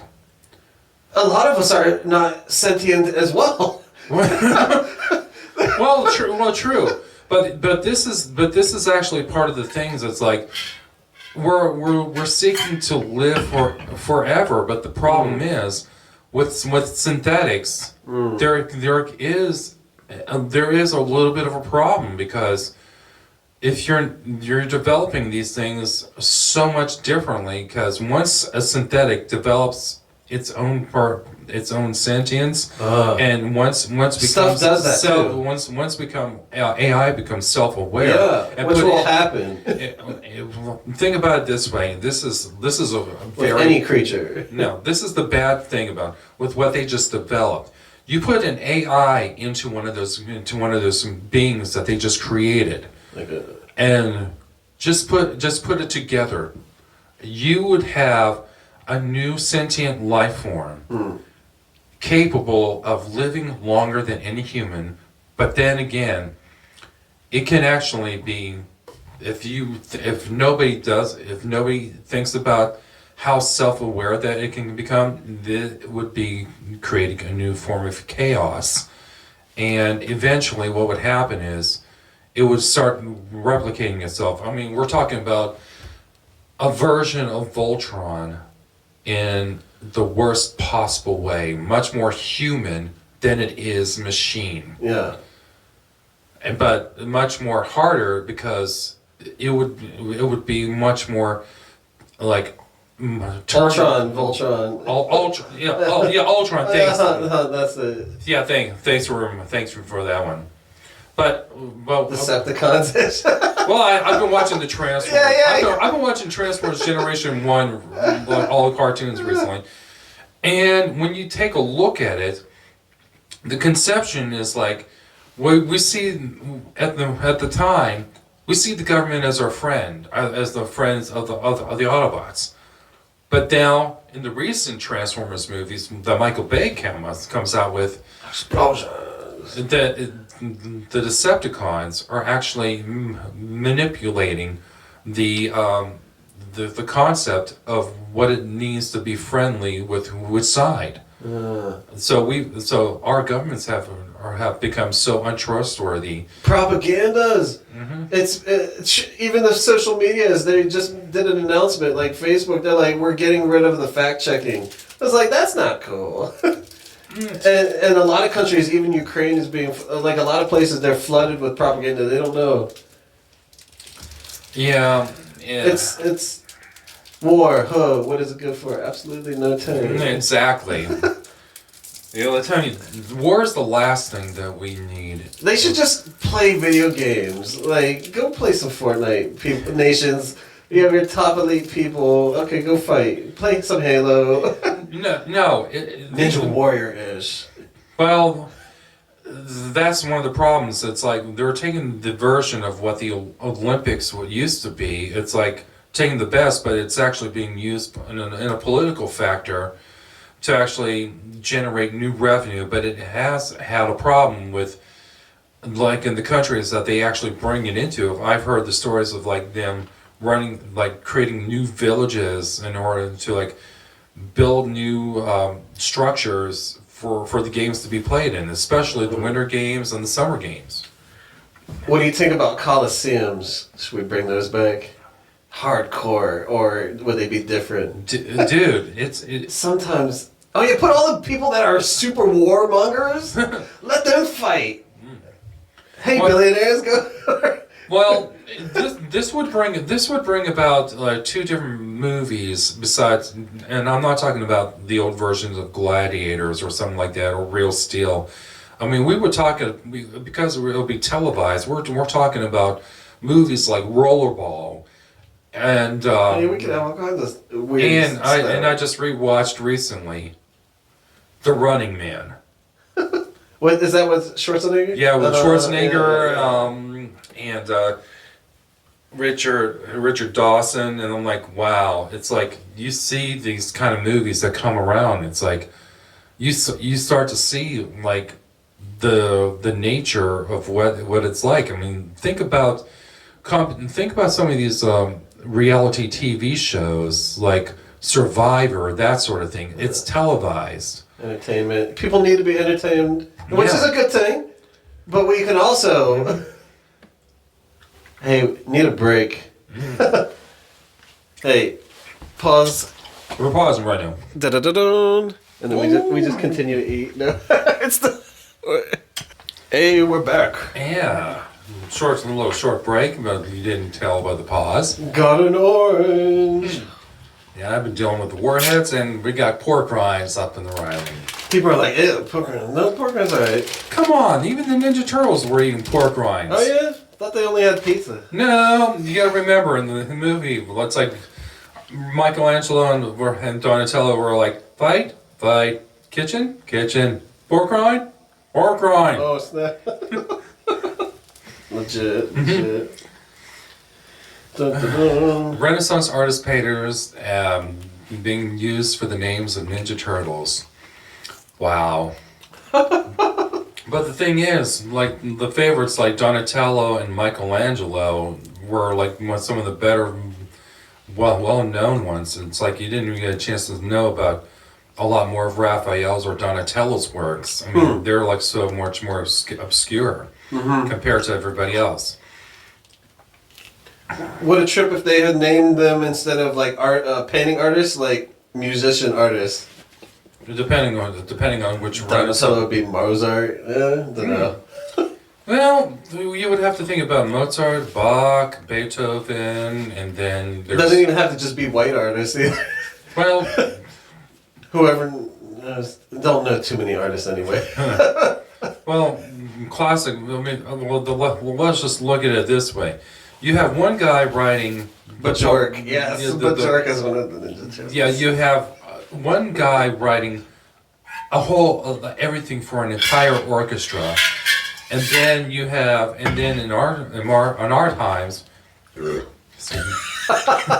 then in our times, if you have a band, you have like artists contributing as much as you can. It's like you have like 4 or 5 different people contributing to one song. It's a completely different factor. Bring the chaos. Yeah, bring it. Bring it. Oh yeah, with sentience. So it's kind of like, this is why we should be, as some comedians have been like, we should treat the robots like good. Like, hey, I was good to your grandfather, the vacuum. We were pals. Because they're gonna look at history. They're gonna look at it all and be like, I remember what you did. You said my grandfather was a vacuum. Can I see your dick? Oh yeah. See, they're going to be looking. They're gonna have ancestral trauma, and this is what we all have to deal with. It's like, no, man, we're all the same. It's like, so, yeah, we won't have to necessarily. It's amazing how imagination can really create stuff, even though it's a lot of imaginations just poof, they fizzle out. Yeah. But a lot of times it does happen. It's like we are creators. Yeah. This is another sense of another phrase of God. Creators, we're representatives. We should live. We should be how we would prefer a good meta deity should be. Beyond, or if there, how would we like to see leadership? Then we just try effort. Well, yeah, it's kind of a weird situation. Depends on how do you really want to actually portray what a god really is. I mean, the way I've been looking at the way that gods in our society, especially the way that they've been treating just like everybody, everything's attributed to is one god. It's like our creator. It's like, yeah, but the thing is, I see just one, like a single creator, but the thing is, there are many gods. Within it's So it's not just basically a hierarchical system. It's actually a delegation system. But the thing is, when we talk about the way I've been looking at it, the term is actual daemon, not like demon, D-E-M-O-N, D-A-I-M-O-N, which means, yeah, which is a variation of like what we call lesser spirit. Now, if you actually apply that term to what we consider what a god is a grand overlord daemon. Like a grand overlord spirit. When what you have to look at so many different variations, like how the terms get used, and it's so much etymology within the words themselves that once you start applying those kind of principles, you start seeing gods in different ways. So they're not necessarily just like some kind of like spiritual being. They are actual spirits, but they are but spiritual in the terms that they are also once physical beings upon our existence. Yeah. I mean, you cannot just create something out of thin air all the time. There has to be some kind of like metaphysical nature that comes into play. Otherwise, what we would think about as our physical nature has to come from somewhere. It just doesn't come out of the blue. It's sometimes for efficiency and effectiveness it's easier to just enter this realm via birth, or some kind of like variation. Yeah. It's like you create to become, and this takes a whole lot of process, a lot of distillation. This is the alchemy. Yeah. If you have to think about it, the process of procreation is a form of alchemy of a spirit. I mean, it can travel forth through so many different things, but when you start producing so many kids, it actually dilutes the picture. Even coming from the source, aka the mom, it's there's health. I mean, not just the mom, but the dad as well. Because the father has the age too. Yeah, the father has the genetic information. The genetic information of like how the child, what the sex, not just the gender, but some of the formulations of like the genetics. But the mom also contains a form of the physical natures that has to be taken into consideration. So it is a co-creation process, which definitely brings up procreation to actually birth another being into existence. I mean, if you think about how many mothers just like have like single kids, there's a lot of them, but there are mothers out there that have like let's just put it down there, like at least for multiple kids at one point. Sometimes 9. Yeah, we've heard of the Octomom as well. I mean, I'm not sure what the world record is. Don't want to know. I don't even want to know that as some well. Some stuff we just don't, it's like kind of it's just like that's a lot of. it's like I'm one of the litter of 3. Are you the one they kept? No, I'm the one that threw away. It's wild with all the mysteriousness that gets made to summon like a soul. Yeah. Because also a lot of the how you think gets implemented. How especially like illnesses or dietary needs or. But this is actually an application of like how it actually like when I was talking about earlier, it's about the education of the parents as well as their spiritual factors that go into or lack thereof. Well, yeah, true. But this is like how like the whole masses of like there are people out there doing like these. I've heard about these kinds of rituals, and they are demonstrated through like variations of things. The old Osiris ritual effect to create the grandest child of her. I mean, Horus was like an example of the child of these kind of rituals, and this is actually a perception. If possible, Jesus was not born as from the virgin birth. His father Joseph was probably involved in the same kind of rituals that everybody else was born in. Because if you take a look at the genealogy of Jesus, take away the virgin birth, his family descended from King Solomon and King David. So they actually knew the mysteries. So it's so wild. Can't 100% factually tell you what happened 200 years ago or 1,000 years ago or a million. For like 2,000 years ago. People can distort stuff so much. And information can be taken out of context. Yeah. And therefore, it's like half of writing history is hiding the truth about how these things come about. But if you put all like some of the context put together, as like the Da Vinci Code would suggest, there's a lot of things out there that go against what one form of control. Now, have you ever heard of the Nicene Creed? No. All right. I have a copy of it right here, and this is something that was spoken in churches. And it's actually the creed that was developed during the Council of Nicaea during the opening days of Christianity. Listen to these words carefully.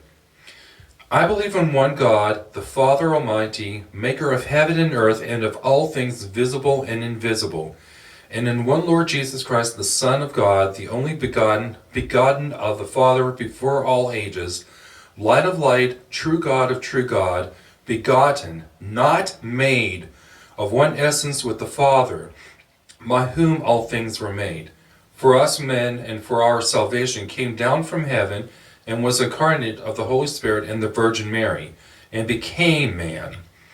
And he was crucified for us under Pontius Pilate, and suffered and was buried. And the third day he rose again according to the Scriptures, and ascended into heaven, and sits at the right hand of the Father. And he shall come again with glory to judge the living and the dead, whose kingdom shall have no end.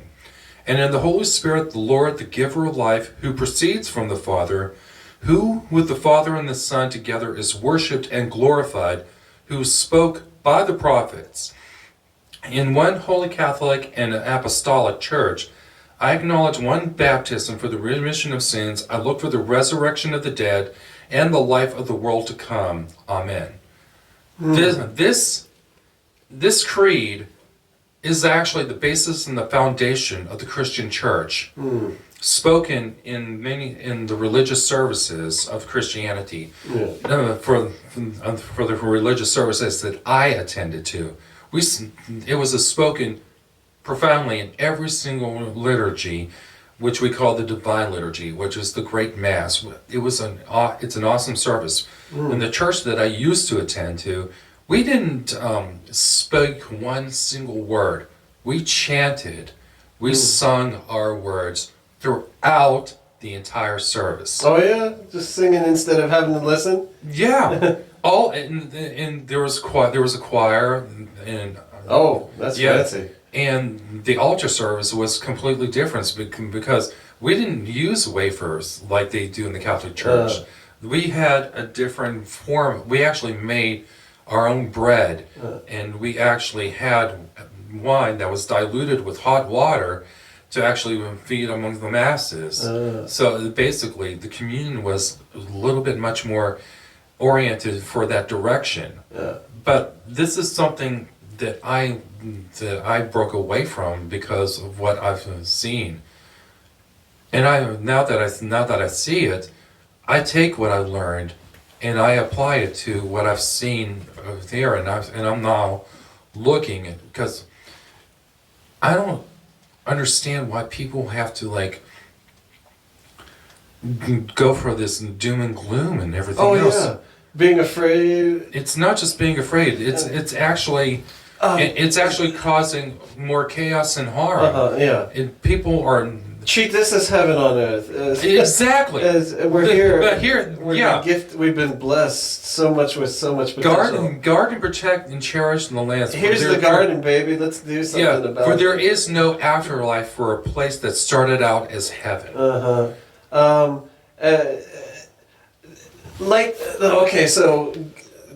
per se, God, infinity is everywhere. Like to treat Jesus as a Waukwe. Waukwe is representative. I'm also a Waukwe. You're a Waukwe. Exactly. We're representatives, and God is within us. We're just we're speakers. We're creators. We're warriors. All right. We're destroyers. Yeah. We are death. We are life. We're everything. We're everything. Fig Newtons of imagination. And so they're like, believe in Jesus. And we grew up Christian, but then have been learning about all the others. Love learning about Buddhism, everything, Islam, everything. Rasta, everything. Course.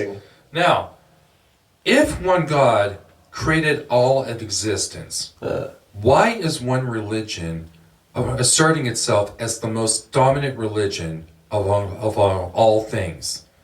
They could also take a perspective of it would be a little easier if they would start decolonizing their thoughts. Well, that's a perception, but yeah. Look at the Bible though. The origins, they're like it started, or the first man and woman were Adam and Eve.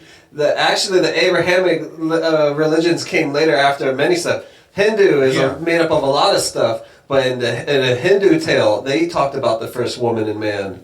And so Christianity has been looking at the other religions and learning from them, and then they changed it into their... Yeah, but there's also, but the thing is, there's the one version of our history that's something that is not really taught openly, is that Adam and Eve actually is actually the beginning of what we call the Cadman line.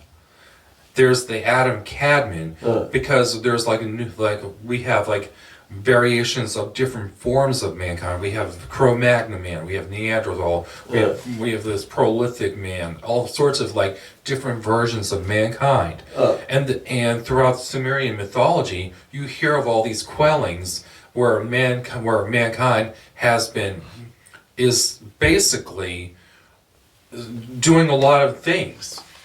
And let's just... You might think you're only one or two people in a distance, especially without the internet and mass communication. Now, this is coming from Tablet 2 of the Atrahasis. It's one of my stories that I always like to read. 600 years, less than 600 passed, and the country became too wide, the people too numerous. The country was noisy as a bellowing bull. The god grew restless at their clamor, and Elil had to listen to their noise. He addressed to the great gods, "The noise of mankind has become too much. I'm losing sleep over their racket. Cut off food supplies to the people. Let the vegetation to be too scant for their hunger. Let Adad wipe away his rain. Below, let no flood water flow from the springs. Let wind go, let it strip the ground bare. Let clouds gather, but not drop rain. Let the field yield a diminished harvest. Let Nisaba stop up her bosom. Let no happiness shall come to them. Let their, and this was deleted, be dejected. And then there was a gap about 34 lines to the end of the column, another gap about 12 lines at the beginning of the column. So this part was taken out right here. Call them the elders, the senior men, start an uprising in your house. Let heralds proclaim. Let them make a loud noise in the land. Do not revere your gods. Do not pray to your goddess. Search out the door of Adad. Bring a baked loaf in his presence. May the flour offering reach him.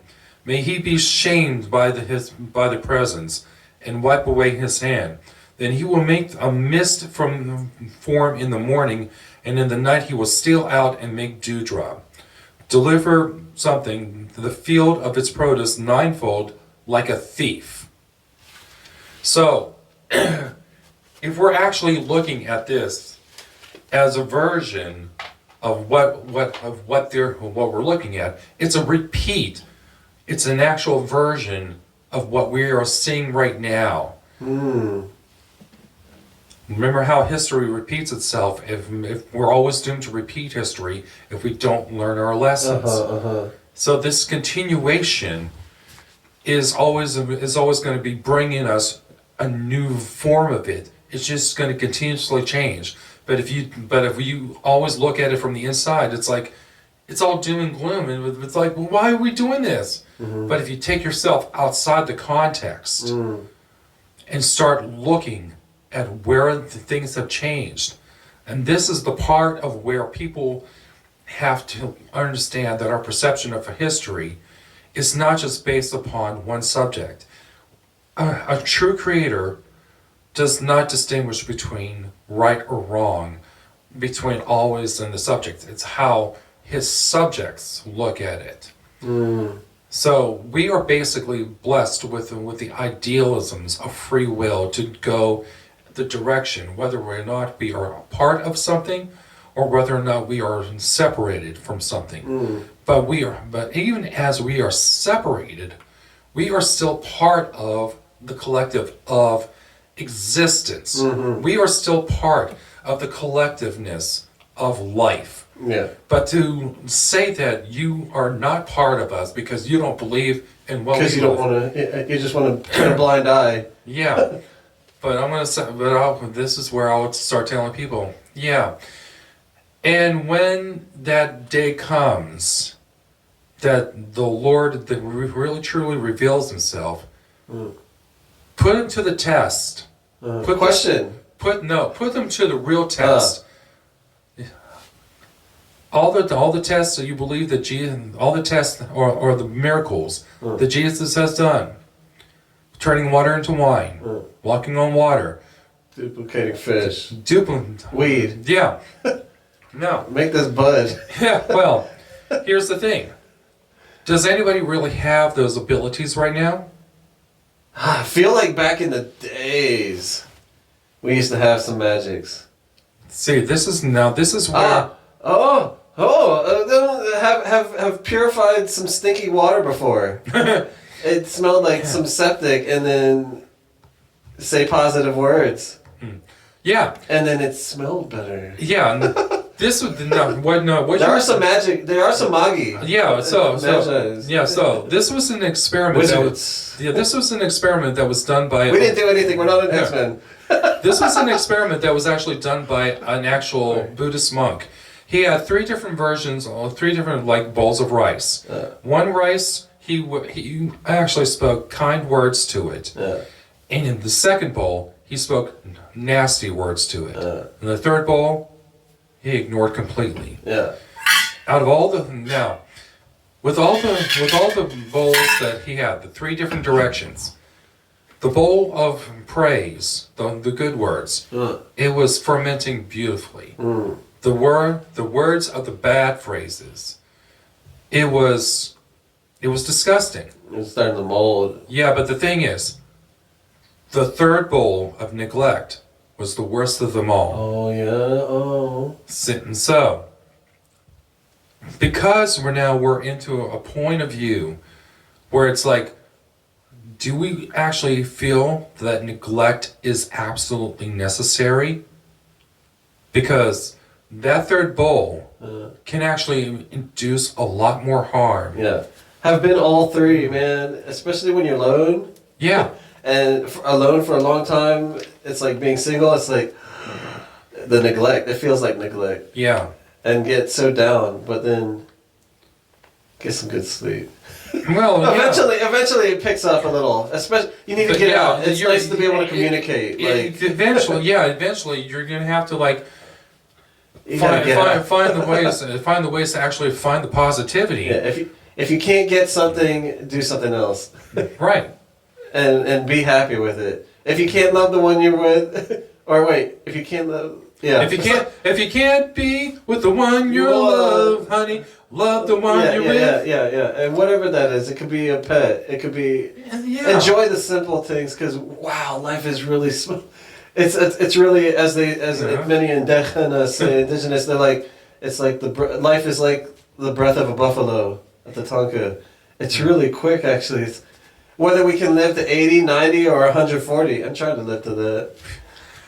Yeah, hefty. I mean, the fact is, of course.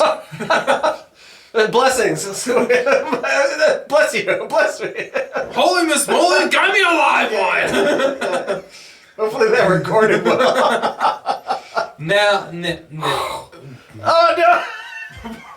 Dude! It smells like pretzels. Whoa! It's so fierce. Oh, it's tasty. Yeah! Let her rip! Oh, No, don't go. that would hurt. What are we talking about? Okay.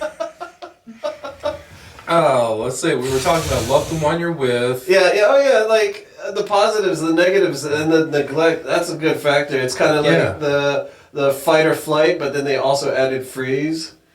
It was like, and we just shouldn't be a zombie. A lot of times, people just get so hyped on whatever's a topic, Right. and then they start feeding it more. It's really like a belief system and a generational trauma and generational curses. We don't have to feed the power to these uonevus, these bully spirits. I know. They get it's power the more you believe in it. And so when you're feeding negativity, or you're fearing something, or you're angry at something, it really feeds that spirit.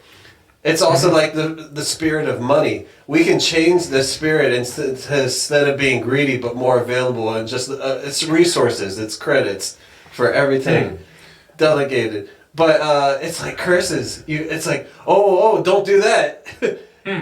You're feeding it power. Unbelieve that, and you're taking its power away. They Don't let them take your power. But the thing is, sometimes if you start something just to let it like be killed off or something like that, then sometimes if something it tries to be killed off, sometimes there might be a way of it coming back in a different form, and that's Hopefully it's better form. I mean, it sometimes can be a worse form, because if you do not, with the concept of like feeding it all things, like the version is like we say there's the allegory of the two wolves. One wolf one wolf is about anger, one wolf is about good. But the thing is, both wolves are actually the same. You feed one a certain... Like a cat dog, like a two-headed wolf. No, they're two different wolves, born at the same. One wolf I'll feed a good portion of my negative energy, but when I feed it the negative energy, I'll feed it a version of the positive energy to understand why the positive nature exists, so it can reflect on that on the inside to actually make sure why the positive has all that good vibes, but I will feed a good bit of the negative vibes into that wolf to understand the nature of what the bad, the negative side. So this is actually a principle of the yin yang theory. So both wolves have to coexist with each other. And they can both overcome. Yeah, because they're given different perspectives. One of them is great for certain types of protection, and the other one is great for other kinds of protection. Yeah. So with this kind of concept, when you're feeding it, when you're feeding both of these wolves, you treat each and every one of them according to the nature of how you want to raise them. But when they start realizing that they are living in harmony with each other, that they look at each other with that kind of connection, they realize that a part of each and every one of them is embedded with each other. It's example. I'm an everything, but I'm in a neutral of politically, and was really against people that voted for Trump, and was just, but then have met some really, they're nice people. Yeah. Have fist bumped, that have talked, and these people, it's just because people hire with power, they're very good at manipulating. They're very good with their narcissism and have dated narcissists, and you know better when you're ignorant. People born with people that speak with a silver tongue. And so a lot of the thing is they're very hostile, angry at this whole overhyped thing of let these no more immigrants, deport them all. But the thing is, they're doing people. We should not be complaining at the poor people, and I'm losing my job to immigrants. You should be complaining at the people hiring anybody. Look at the bosses are the ones hiring them for cheaper because they do the same, if not more, work than you for cheaper. And you should be looking at the higher ups and the boss, the real leaders. Well, the thing is, it's not that I look at it that way. That's not what I see. I see something that comes from an earlier point of view. From an earlier standpoint, I mean, why are they actually coming over here? It's not just to go look for jobs. The States is overhyped. It's not that great. There's other places. It's sometimes want to leave. Well, here the thing is, we've been living in a segregated type of societal world based upon nationalisms and not just religious idealisms. We're talking about nationalisms, where it's like the sense of pride in one country. But when we start thinking about how much of a global community we are becoming, I mean, it's not just through Facebook. It's been through all these countless travels, all this kind of trade predictions. We depend on everybody, and everybody. Yeah, now it's like, and now we're getting into the point where we're actually approaching a global new stance, where an actual one world nation, not one world nation, but a unification of the entire globe is about to occur. But right now we're projecting. We're being projected in the wrong direction. Yeah. It's that struggle to actually say, why are you guys pulling this kind of direction? And that's where the question of how are those leaders, the so-called leaders, so-called, that's a good way to pronounce these so-called leaders. leaders. The thing is, if you guys are leading us in this direction, what have you guys really thought about fully? Do you guys understand that you guys don't look at it from our perspective?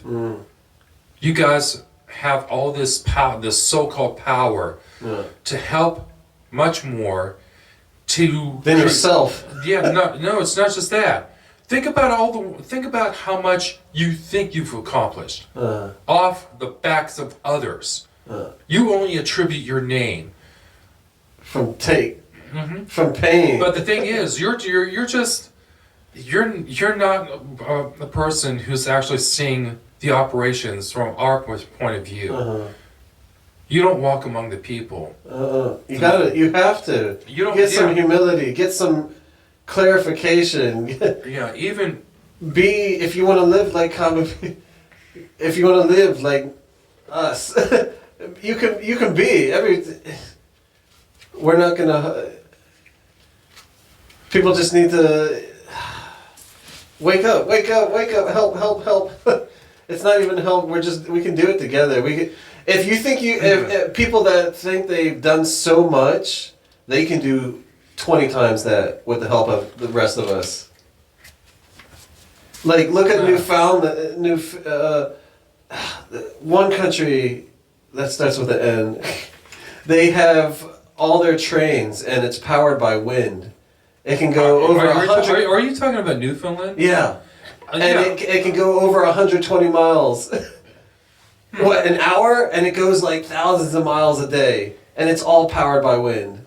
They have, and then Luxembourg, they have free public transportation for the whole country. And anybody that comes into the country can travel for free. Yeah, you can get I've incentivize people to work. Yeah, I remember. Trade, it's like tourism. There's like a lot of things. It's like I remember right now. It just reminded me of like the place of Holland where it's like most of the land is underneath sea level, and you have to hold it back by dikes and everything else. Oh, yeah. It just came that bit of remembering. There's so many solutions that others are doing, and we should be learning from them. Well, and it's like people have already made the mistakes that this little country of 200 years old and 150 years old. I know. Neil Tyson was talking about the situation that goes on in Florida. It's like when he's talking about whenever a hurricane comes through the Florida. He was describing it's like everybody's like grabbing or like escaping the warpath of the hurricane. He's actually questioning where are the engineers, the people that are building that could actually come up with better solutions. Skills. Well, that the people don't have to actually go about it. Uh-huh. And just recently, when I look on my Facebook feed, I saw that there was a portion of Detroit or somewhere out there where it got flooded, and then then the whole entire region became ice. I saw this happen in a movie, and it's happening in real life. The planet is alive. Yeah. Pachamaya, they're resisting, they're healing. Right. So what do you do when you're super hot? You're gonna try to get a little colder. What happens when you got a cold? You're gonna try to get warmer. So it's trying to balance. So whatever there has to be a balance out of like what you put into your body to help you keep warm inside, as well as just not just like covering yourself up. You have to like find that natural balance that comes from your own source of energy. We have the power. We already have the means to terraform deserts. Asia and Africa, they figured it out. Compost using lots of human poo. And poo and pee is amazing. Well, remains just compost. We can fix it all. We can get power from guano. Yo, guano. They have guano. We can do so much. It's a source of nitrate. Yeah, like there's enough work actually for everybody. It's like, do you really want to do coal mining, or do you want to make like double the amount of money while having to work less in another job? Preferably, it's better always to find a job that's better and easier. I mean, we have so much variations, and people can be taught everything. That's the only but hands-on. Then again, you have like these people that have like have invested so much money into the businesses that are actually. Money comes, money goes. It's infinite. They try to get us down on this is taxpayer money. I'm thinking there's no such thing. Because 75% of this country is used towards military. Mm-hmm. What does Canada use? Greenland, they just upped their 2% of their whole national funds towards defense of military. Was like Canada only does like a few percent. Well, it's because they're doing free healthcare. It's like we don't need to fight each other so much. We should be investing in how to make more trees and hemp. We don't have to cut down forest anymore. We don't really have to mine or dig anymore. It can be used for emergencies. Oil is good. Coal is good. Nuclear is okay. We can use those for emergencies. Fracking, whatever. Cold fusion is one of the ways that we were supposed to actually go.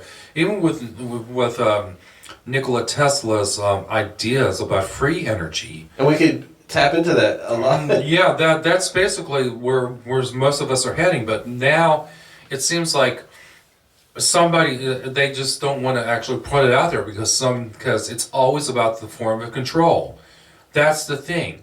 Well, we're gonna let y'all be free. Let's be free. When they put more belts on you, take them off. We're gonna cut them like it's. We don't even have to. We're just gonna It's boycotting. It's just like, oh, you want us to do Moss? We'll just do less.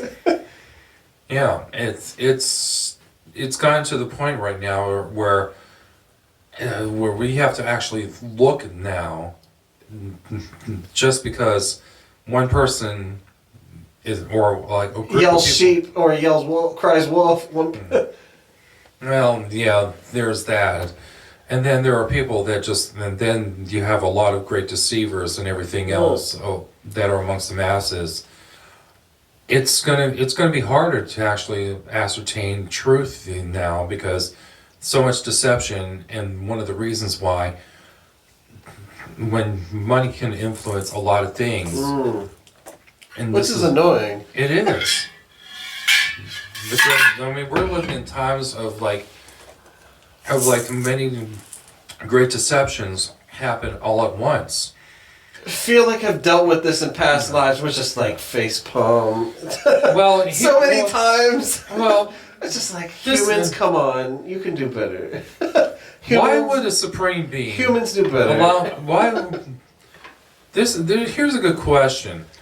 Why would I myself allow the supreme being to keep me here in the fortress of ultimate darkness? Now, I'm speaking rhetorically, because I'm trying to lure him into a false sense of security. But when I have the information, the map, I shall have understanding.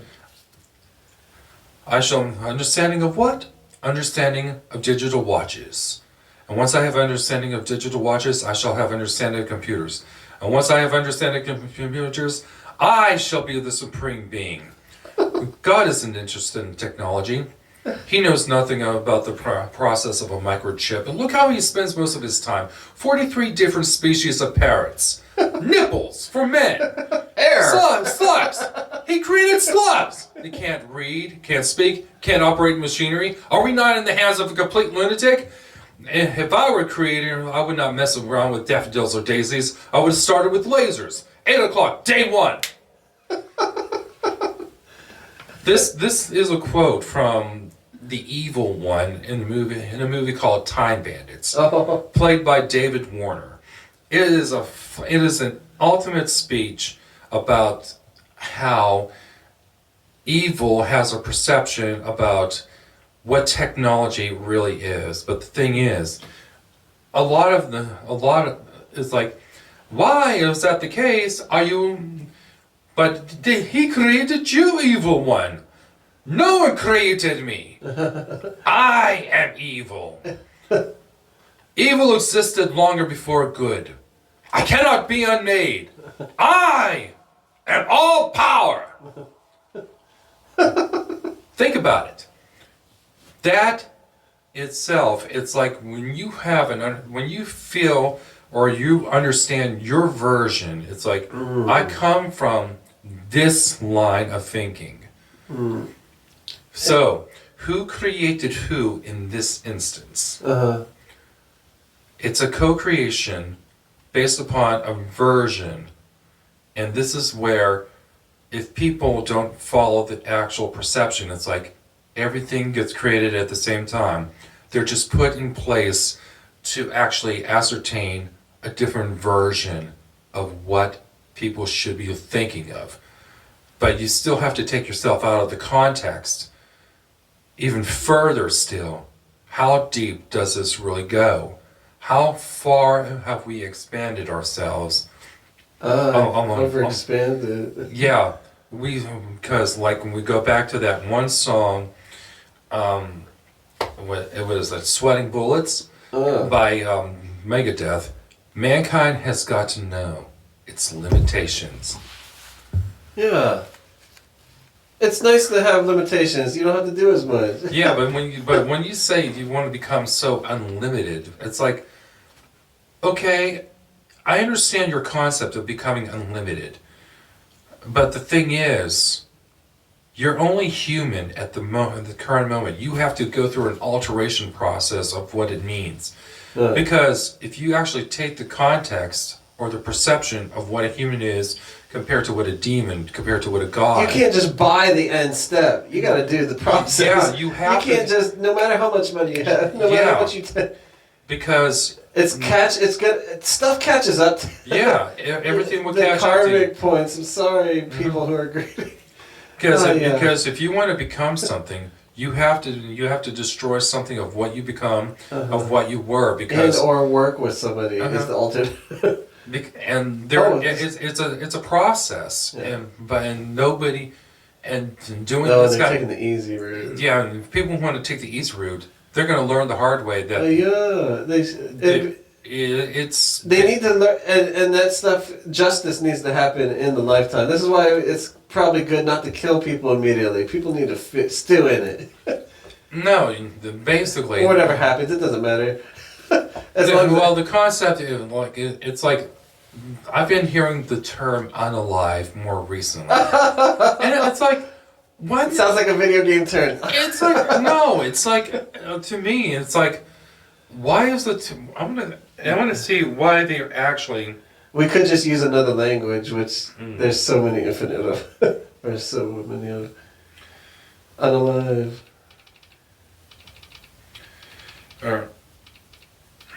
It's like undead. Okay, so unalived is a common term on TikTok. Initially used as a way to get around censors on the app when discussing when death. They said that. But since it's taken on a euphemistic meaning offline, a way to talk about death and especially suicide, while attempting to avoid the subject of inherent discomfort. Ooh. So basically, it's a loophole. No, it's called self-termination. See, that's the term. Is where like would be okay if instead of having to kill people, if they would just kill them. Yeah, but the thing is, but that everybody, there's exceptions. Yeah, but there's always like the term, it's a term for people to get around the censors. I mean, we were censor, and it's like, come on. Yeah. And that's one of those things. It's like we have to use a lot of different terminologies just because of a lot of censorships, and that's what it's like when you censor somebody. It's not really free speech anymore. One time on Facebook said Hitler's a bitch. And then they were like, you can't say that. That's hate speech. What? It's true. Hey, they deleted the post. Oh my! You can't talk about dead people.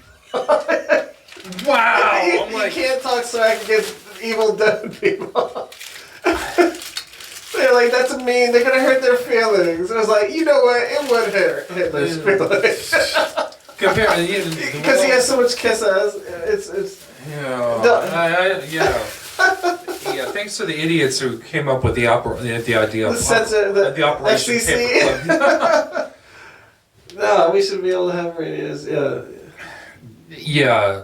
I mean, the thing is, if we get censored, it's our. You'll have this video now. But the thing is, we're having a philosophical discussion. Yeah, this is fun. We're having a philosophical discussion. We can have this. This is school. This is hands-on education. Discussing with people of all ages. Yeah, and the thing is, we're. This is the future. This is going to be normal someday. We're the new philosophers. This is going to be We're the new Senecas. We're the new Aristotles. We're the new Socrates. Yeah. We're the version of like our old selves. We're studying the ancient ones who actually. The ancestor, all the DNA have been all over the world. Have been everywhere.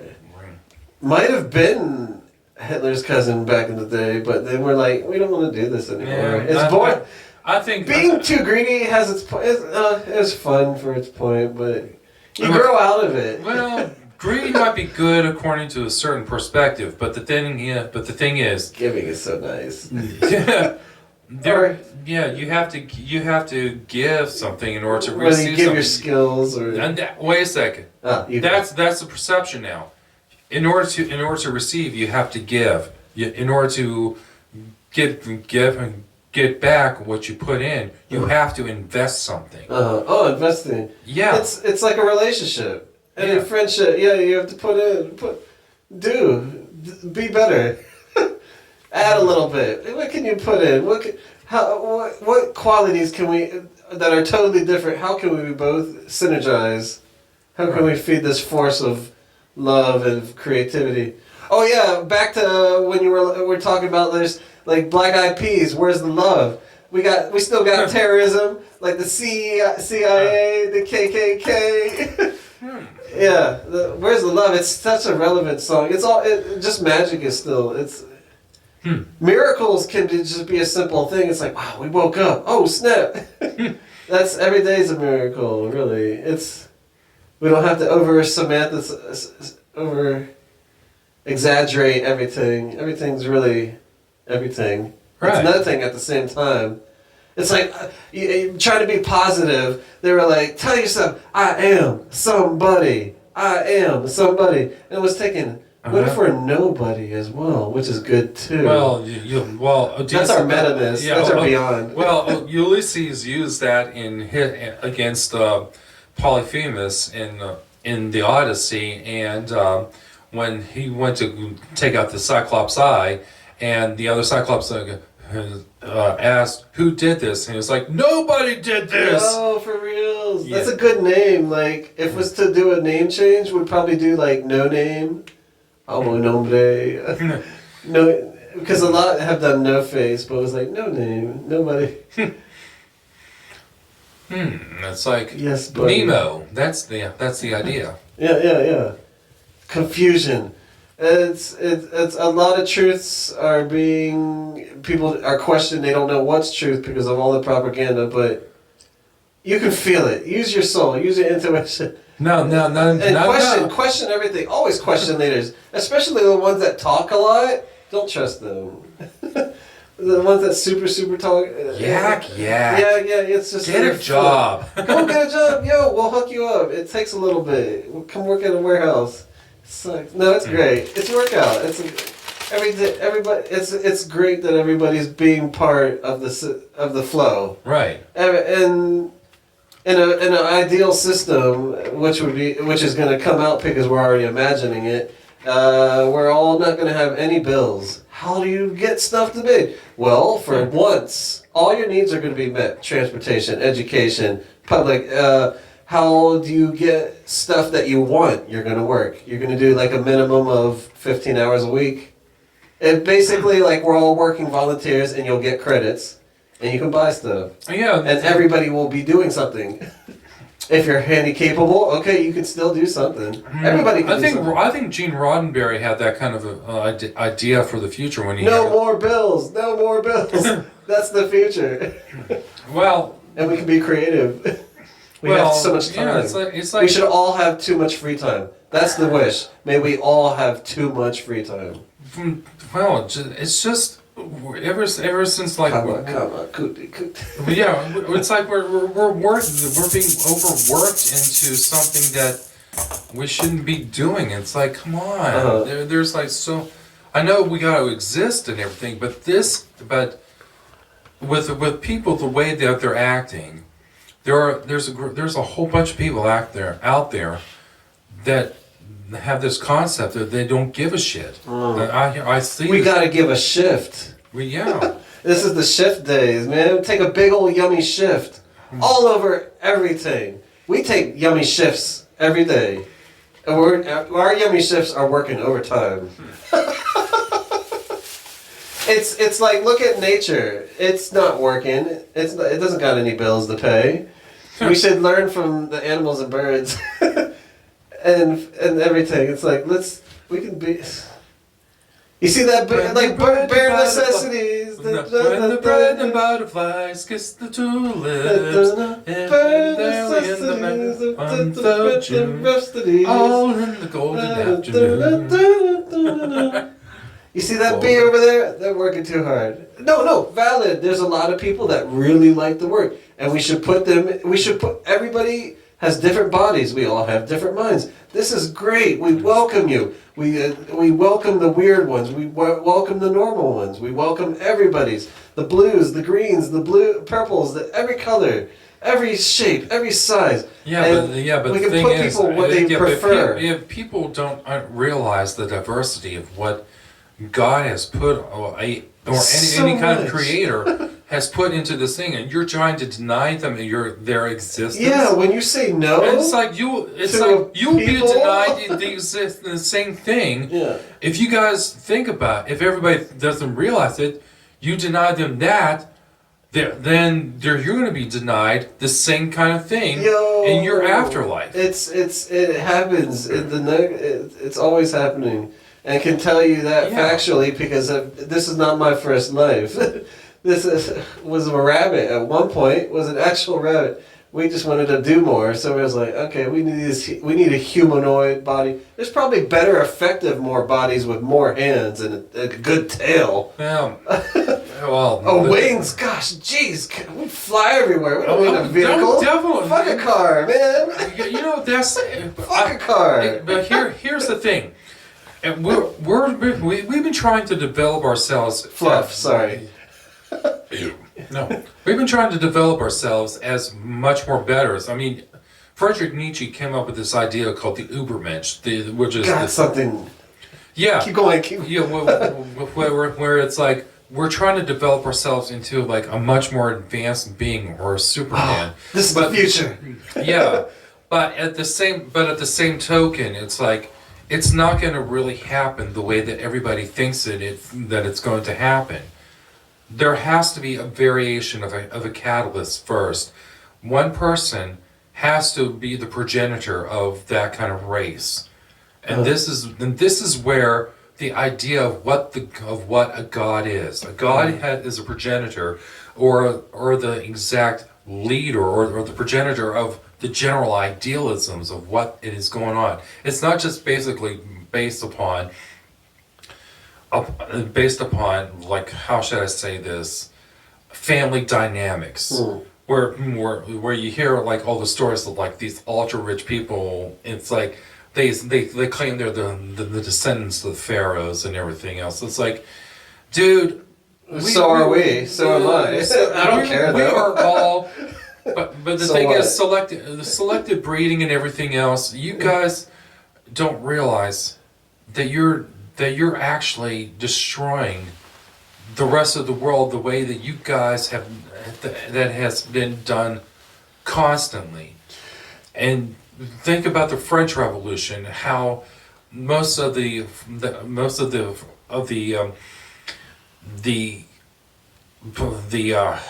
what's the word I'm looking for? The monarchy was like taken down.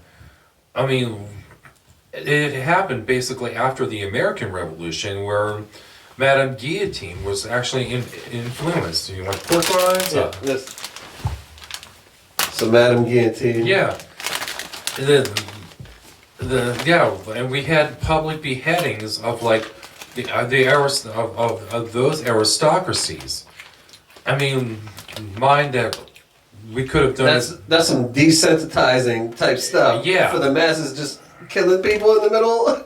So we shouldn't be seeing that regularly. No, but the thing is, public executions have not been really seen for quite some time. Ever since, like, I forget, maybe the 1940s, perhaps. Like our last public hangings. I'm not quite. It's like I don't even know when those actually happened, and I probably don't want to look them up right at this point because that might be a discussion for a later time. But even at the same time, public executions also convey like something to be said. It's like you would look upon it as something, as a political statement. Because everything is a political statement these days. Everybody wants to make everything so political according to whose agenda. One person will bring up another person's agenda and say, "Why do you say this? You should not be saying this. So get behind me." It's like, I'm gonna say this. Do I bother you so much that you wish to control my life that way through all sorts of media? You wish to raise hell? I want to say this. Come to my face and say it. And then I'll tell you. I will ask you about what you have done in your life, what you have learned, and why I see things the way I see it. Because I'm tired. I think I'm always tired. Tired, man. Because here's those of us that see, we're really extra drained. Yeah. We're feeling the pain of the planet. We're feeling the pain of the animals, people. There's a lot of us empaths out there. And you feel it more when you tap into it. Yeah. But there's a presence that I actually feel underneath a whole things. I've actually felt something much more. I felt like the most powerful way of like saying that a creator can actually bring in the most ultimate form of destruction. And this is a warning that I will actually start saying out right now. Do you know what a demiurge is? A demiurge? Yeah. I've heard of demi-humans, but that's just ego-ness of humans. Okay, I'm going to bring up the term demiurge. It's an urge, but it's a different version of it. Okay, so... Okay, the demiurge is a figure in Gnostic thought who is sometimes identified with the God of the Old Testament. If the demiurge is portrayed as a lesser god or creator who is antagonistic to the supreme being, but that's only in one version. But there are some systems that actually proclaim that the demiurge is actually the physical embodiment of the creator itself. Another Waukwe, another representative. Yeah, but this is like a version of a Christ that's never been really present in our societies, or present inside a form of existence. But I got a feeling that the demiurge is actually here now. Now, this is the biggest game of fuck around to find out. The demiurge has That's become a deity too. No, the demiurge is because of the physical connection that it has with the creator. It sees all, hears all, and sees the way the world works. However, if the creator makes a decision, it can actually produce the effects to actually say this. If you want to still exist as a race of beings, I want to present my being, my one particular demiurge, who is a much more powerful version of Christ, to come in. Your decisions will actually unveil whether or not you all contribute to the continuation of existence or your ultimate demise. Your choice. May it not be on the collective at the moment. No. May it be done on an individual. No, this is actually as a collective. It's going to this person will present itself to the ones that feel like they're in control. It will present itself to those that are in control and make that connection. Because that kind of power is not going to be held by the aristocracy or the oligarchy. It's going to be held in the lower class where it was meant to be located. We need to unite. Let's fight. Let's fight. We can always. There's always an alternative. There's always a better way. There is. There's so much room. We don't have to be limited by what propaganda or Yeah. What's being fed down our head, our ears. It's good to question. We should question Yeah. everything. Question more. Like, ask why or how or what, or it doesn't. A lot of questions, they don't even matter, but it's good to question, especially leaders. Hmm. Power. Question the power. Question why do we have to. A lot of people will be like, "Oh, just eat it. Just continue to do that. Just be okay with it." Yeah. No, it's like we no. want better though. Yeah. We're tired of pesticides in our food when we could just have natural native plants, which many farmers are getting behind.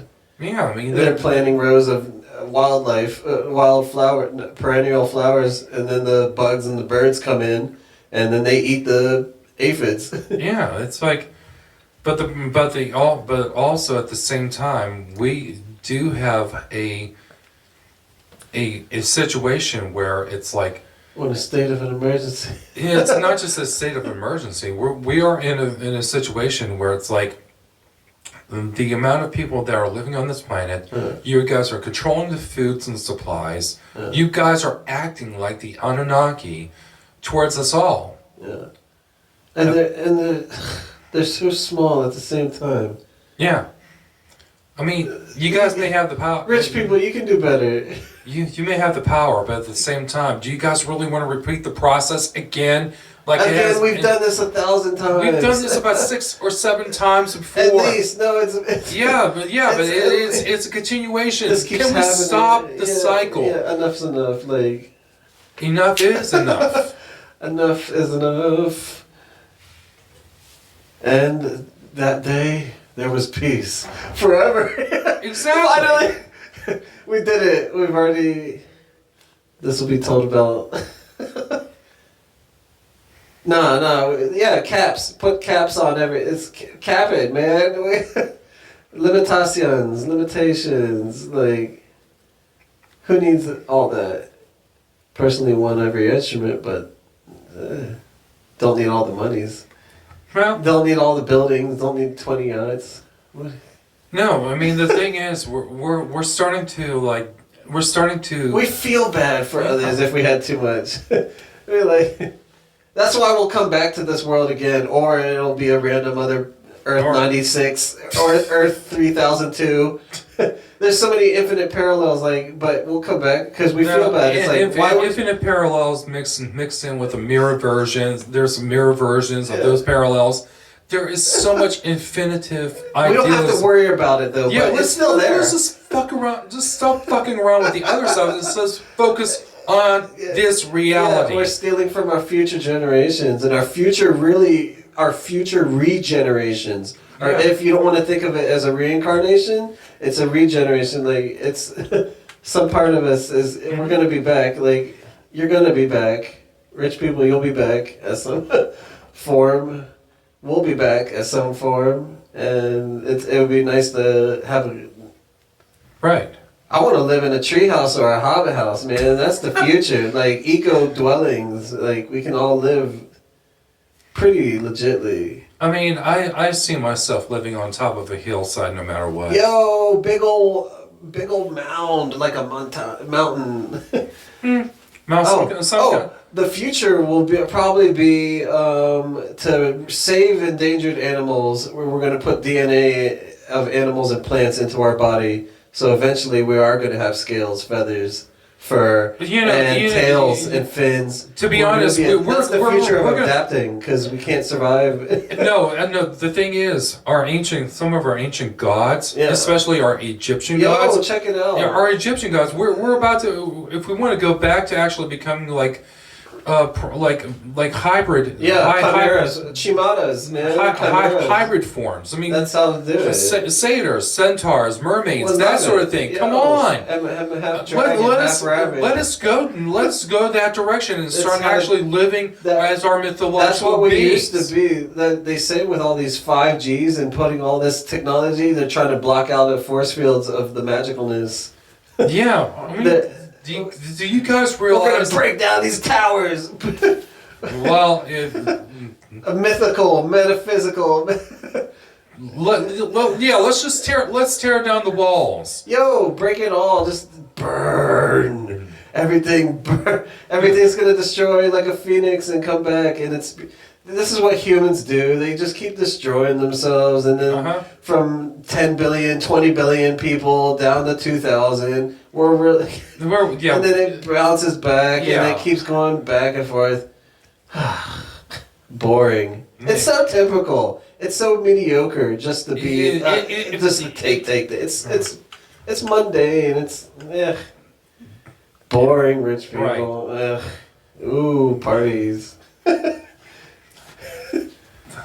Well, maybe we should have another. Maybe we should have to. Getting a little slow. I think it's about time. Hey, Giga Wabbaman, Giga Tupa, Chewy, good.